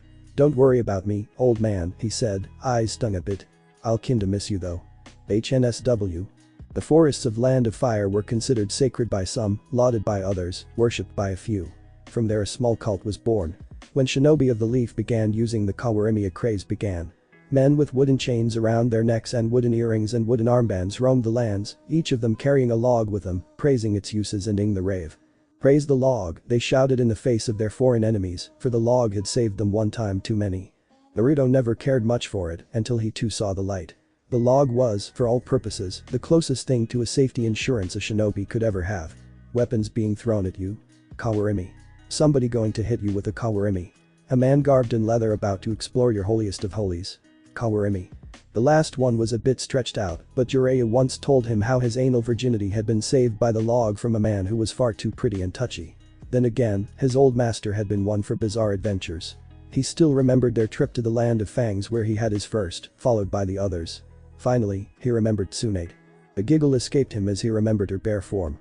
He slapped himself, ridding himself of such thoughts. You're walking through a forest, Naruto. Stop thinking about naked women, he told himself. The woods were menacing to look at. Great trees with twisted branches and indents that resembled horrific faces glared at him. The first Hokage had supposedly shaped them to instill fear in enemies. Madara told him that Hashirama wanted to try his hand at sculpting. A for effort though. Terrifying shrubbery aside, Konoha was not that far. 5 days Naruto had been traveling, hiding his face with a hood and using discretion on every turn, going so far as to seal the gun by. He had discarded the hood since he came here, his true home was a few miles away, and anxiety built up. Naruto wasn't the brightest, he knew that. However, he was no fool either. There would be problems once he entered the village, imprisonment possibly one of them. His face was a dead giveaway to who he was, and he only prayed that his home was still the one he remembered. Hope brewed within him still, a fire that could not be stamped out. The sounds of crickets and other wildlife were like music to his ears. The moon was bright tonight and the path was clear. He hummed a tune and walked casually. If he was lucky, there would be a party up ahead that would escort him to the village. He breathed in the fresh smell and sighed in contentment. Madara's death made him a bit mellow. Footfalls reached his ears and he narrowed his eyes. A group was heading towards him. They were all but sprinting. 6 of them in total, all of them had healthy chakra levels. The largest of them felt restrained, at war with itself. Please be Konoha shinobi, he kept chanting in his mind. He did not want to fight at the moment. Then they came and stood across from him. They wore no headbands, but their clothes betrayed them. Large muscle dudes, white vests, and, well, 2 of them were dark-skinned. Deep within his heart he felt ashamed for even assuming that. Who are you? One of them asked. He was the leader. They were on guard, all of them. In their midst, Naruto's eyes caught something unique. Someone much smaller than them, a head shorter than him perhaps, had a black bag over their head. She was female no doubt as his eyes went lower. Naruto smartly began. He had 2 choices. Stop them or let them pass. This wasn't his business. Absolutely not. Then he heard the muffled yells coming from them. Oh, me and my hero complex. He could just see Madara condescendingly shaking his head in disappointment from his grave. Look, we're all humans and we should all get along. So. He looks like an Uchiha. Did you just cut me off? Naruto asked as they began to discuss, loudly. He's from the village. We should kill him. Or take him hostage. Are you ignoring me? His annoyance grew with each word. The sounds of weapons clanking irritated him further. Oh, for s sake, Naruto scoffed as 2 of them rushed him. He growled in annoyance as the blades missed his face by inches. Well, they did try drawing first blood, so.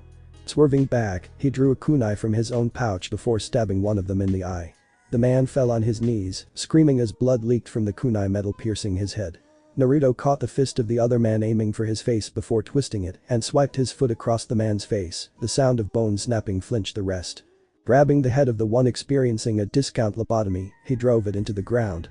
His kunai emerged from the backside of the now very dead Kumo shinobi's head. Lightning rushed at him and Naruto jumped in the air, narrowly missing it.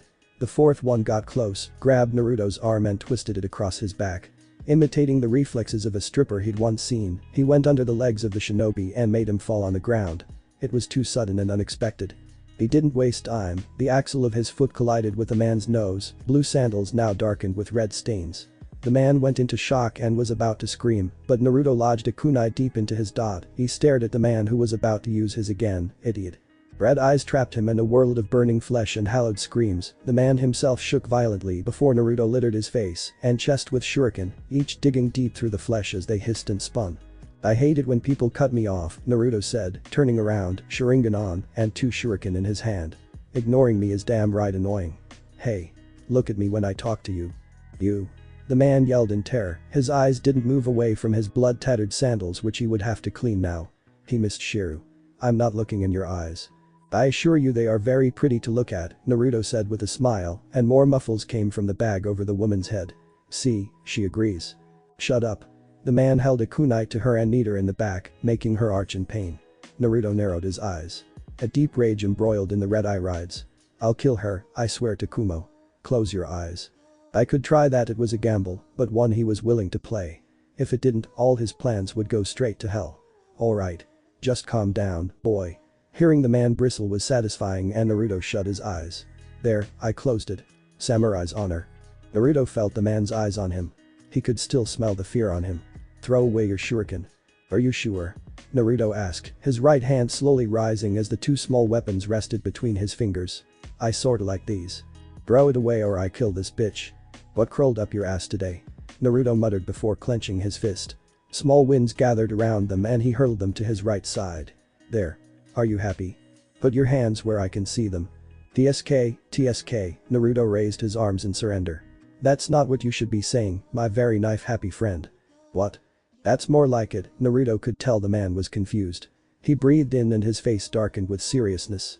He pointed at the Kumo shinobi with one finger. Amiwa Mushinderu. What? He said and Naruto waited and waited. He waited further and nothing happened. The hostage was saying something incoherent. The reborn Uchiha felt like hiding his face in shame. Oh, you have just got to be kidding me, Naruto muttered in annoyance. He'd been practicing this for months. All of it went down the drain. You know what? Just kill me on general principle. Can't believe I messed up with the time on that one. What? Shing. Metal rotated wildly, the man screamed as Naruto heard flesh being torn apart and opened his eyes. The shuriken had torn straight through his head, bits of his brain were lying around, and his face looked disgusting. One eyeball had exploded, the other one looked as if Akamaru had chewed on it before throwing it away, tongue was hanging out, flopping like a fish and red juice everywhere. Not a pretty sight, Naruto would have admired the impact behind his attack had it not been mistimed. Well, at least there were no witnesses to my failure. Forgive me, pop culture, I failed you. The hostages told him otherwise. Oh right, Naruto walked over to her, the young woman was sitting on her knees. Hands tied behind her back and a bit of red on her yellow, dirtied battle kimono. He was not a pervert like Jiraiya, no. He had a healthy admiration for the opposite, like every straight full-blooded man did, but he could not take his eyes off her once he removed the hood. Her face was beautiful, fair-skinned, dazzling violet eyes and full, the lower one bleeding a bit. However, nothing caught his eyes more than her hair. Long, luscious, silky, the crimson tresses trailed down from her head to her waist. Whoa, he said admiring her locks with his own hands, mesmerized by them. Wow, you have really pretty hair, you know. The girl mumbled something, and Naruto removed the gag, forgetting that she was still bound. He went back and cut the ones tied around her arms as well, her perfect skin was marred by markings. Are you alright? He asked, not looking at her as something else caught his eyes. She was around his age, perhaps younger. Yet, her figure was more full. More mature than those of his generation. Stop perving out, you let, he told himself before he saw her legs. Black stockings came up to her rich creamy thighs. Thigh highs are my demise. Thank you, her voice was tired, yet sweet. It's alright, Naruto said, a bit loudly mostly to make sure she didn't notice where his eyes were going. A whole year without getting to him and then this crimson-haired girl popped out of nowhere. God was cruel to him. So are you okay? You're an Uchiha, she said, suspicion present in her voice. I've never seen you in the village. Well, Naruto shrugged. Some clouds were blocking the bright moonlight. I wasn't born in the leaf, but I am heading there though. I could give you a ride. I can walk, she got up and groaned in pain, touching her back. She fell on one knee and Naruto did the same, getting closer. Son of a bitch kicked me too hard. If it's any consolation, his head was never in the right place. Much to his surprise, she chuckled a bit. You're funny. I try to be, Naruto admitted. Offer still up. She glared at him, giving him the look. I'm not an enemy. If I was, I wouldn't bother saving you. Don't get too touchy, she said, and Naruto picked her up in a bridal carry. You could have taken me on your back. Yeah, but that'd probably put too much pressure on your arms, given how swollen they are, Naruto admitted as he walked a bit before jumping up on a tree. Each step was now a leap from branch to branch, leaves rushed past him as he picked up his speed. Other than that, I don't mind carrying a beautiful woman like this. Oh, Jiraiya would be proud of him. I'm not, she mumbled, her face closer to his chest as the clouds still shadowed the area. You are, Naruto countered. He frowned a bit. Did no one ever tell you that? Only those close to me, like they're supposed to, the retard said. He looked down to see her frowning as well. And stop making small talk. I'm not your friend. You're just saying this to gain my trust. He even called my stupid hair pretty. I look like a stupid tomato like everyone else says. Bullshit. Naruto halted his pace and stood on a great branch. He looked down at her with a grin. Your hair isn't stupid. It's really beautiful. Seriously, I could stare at it all day. The girl's face darkened, her cheeks flushed and she looked away. God, she was cute. They said nothing more on the way, but the rigidness in her body language decreased as they got closer. She was more relaxed, and he ignored the urge to shiver as her arms locked around his neck. I almost forgot, he began trying to distract himself, laughing a bit. I'm Uchiha Naruto. Nice to meet you. Oh, what was your name again? Uzumaki Kushina. That's a nice name. Naruto nodded and then the gears in his head slowly turned. Blue eyes widened further and further, his jaw started to hang wide, and he looked down at her with shock on his face. She giggled a bit at his face, no doubt. You look funny. Why yeah, he choked out and nervously laughed, which sounded more akin to a dying wheeze. He coughed trying to clear his dot. Is something wrong? She asked eagerly. Oh, nothing. Naruto all but yelled. I'm fine. His voice came out too high. Are you sure? Kushina looked nervously at him. Yeah. It was still too high. The clouds finally departed and he got a close look at her face. There was no doubt about it. This was her alright, a different version of his mother in a different space-time continuum, and the worst part was he liked the way she looked at him with those small hints of care in her eyes. This is so wrong. Naruto felt someone heading towards him and his eyes widened further. A young blonde teen with blue eyes, garbed in white and black with a leaf headband on, stopped in his path. He felt guiltier when he saw the blonde's hand filled with strands of crimson hair. Oh god, I feel so big now. The shock in Namikaze Minato's eyes was disheartening to look at. Kushina, he sounded like a whining puppy. Naruto closed his eyes and shook his head. Soon enough, more people appeared. Garbed in gray vests and armed with tanp on their backs, the Anbu stood all eyes on him. Breathing, he greeted them. Nice night for a walk, right guys? They said nothing. I don't think they trust you, Kushina wisely whispered to him. You don't say. Thanks for watching this video. If you really enjoy this video, like, subscribe, and comment down below, and turn on that bell notification. Don't forget to support and follow the Riffit for writing that awesome fanfic, and also make sure to comment on this story link in the description. See you in the next video. Goodbye.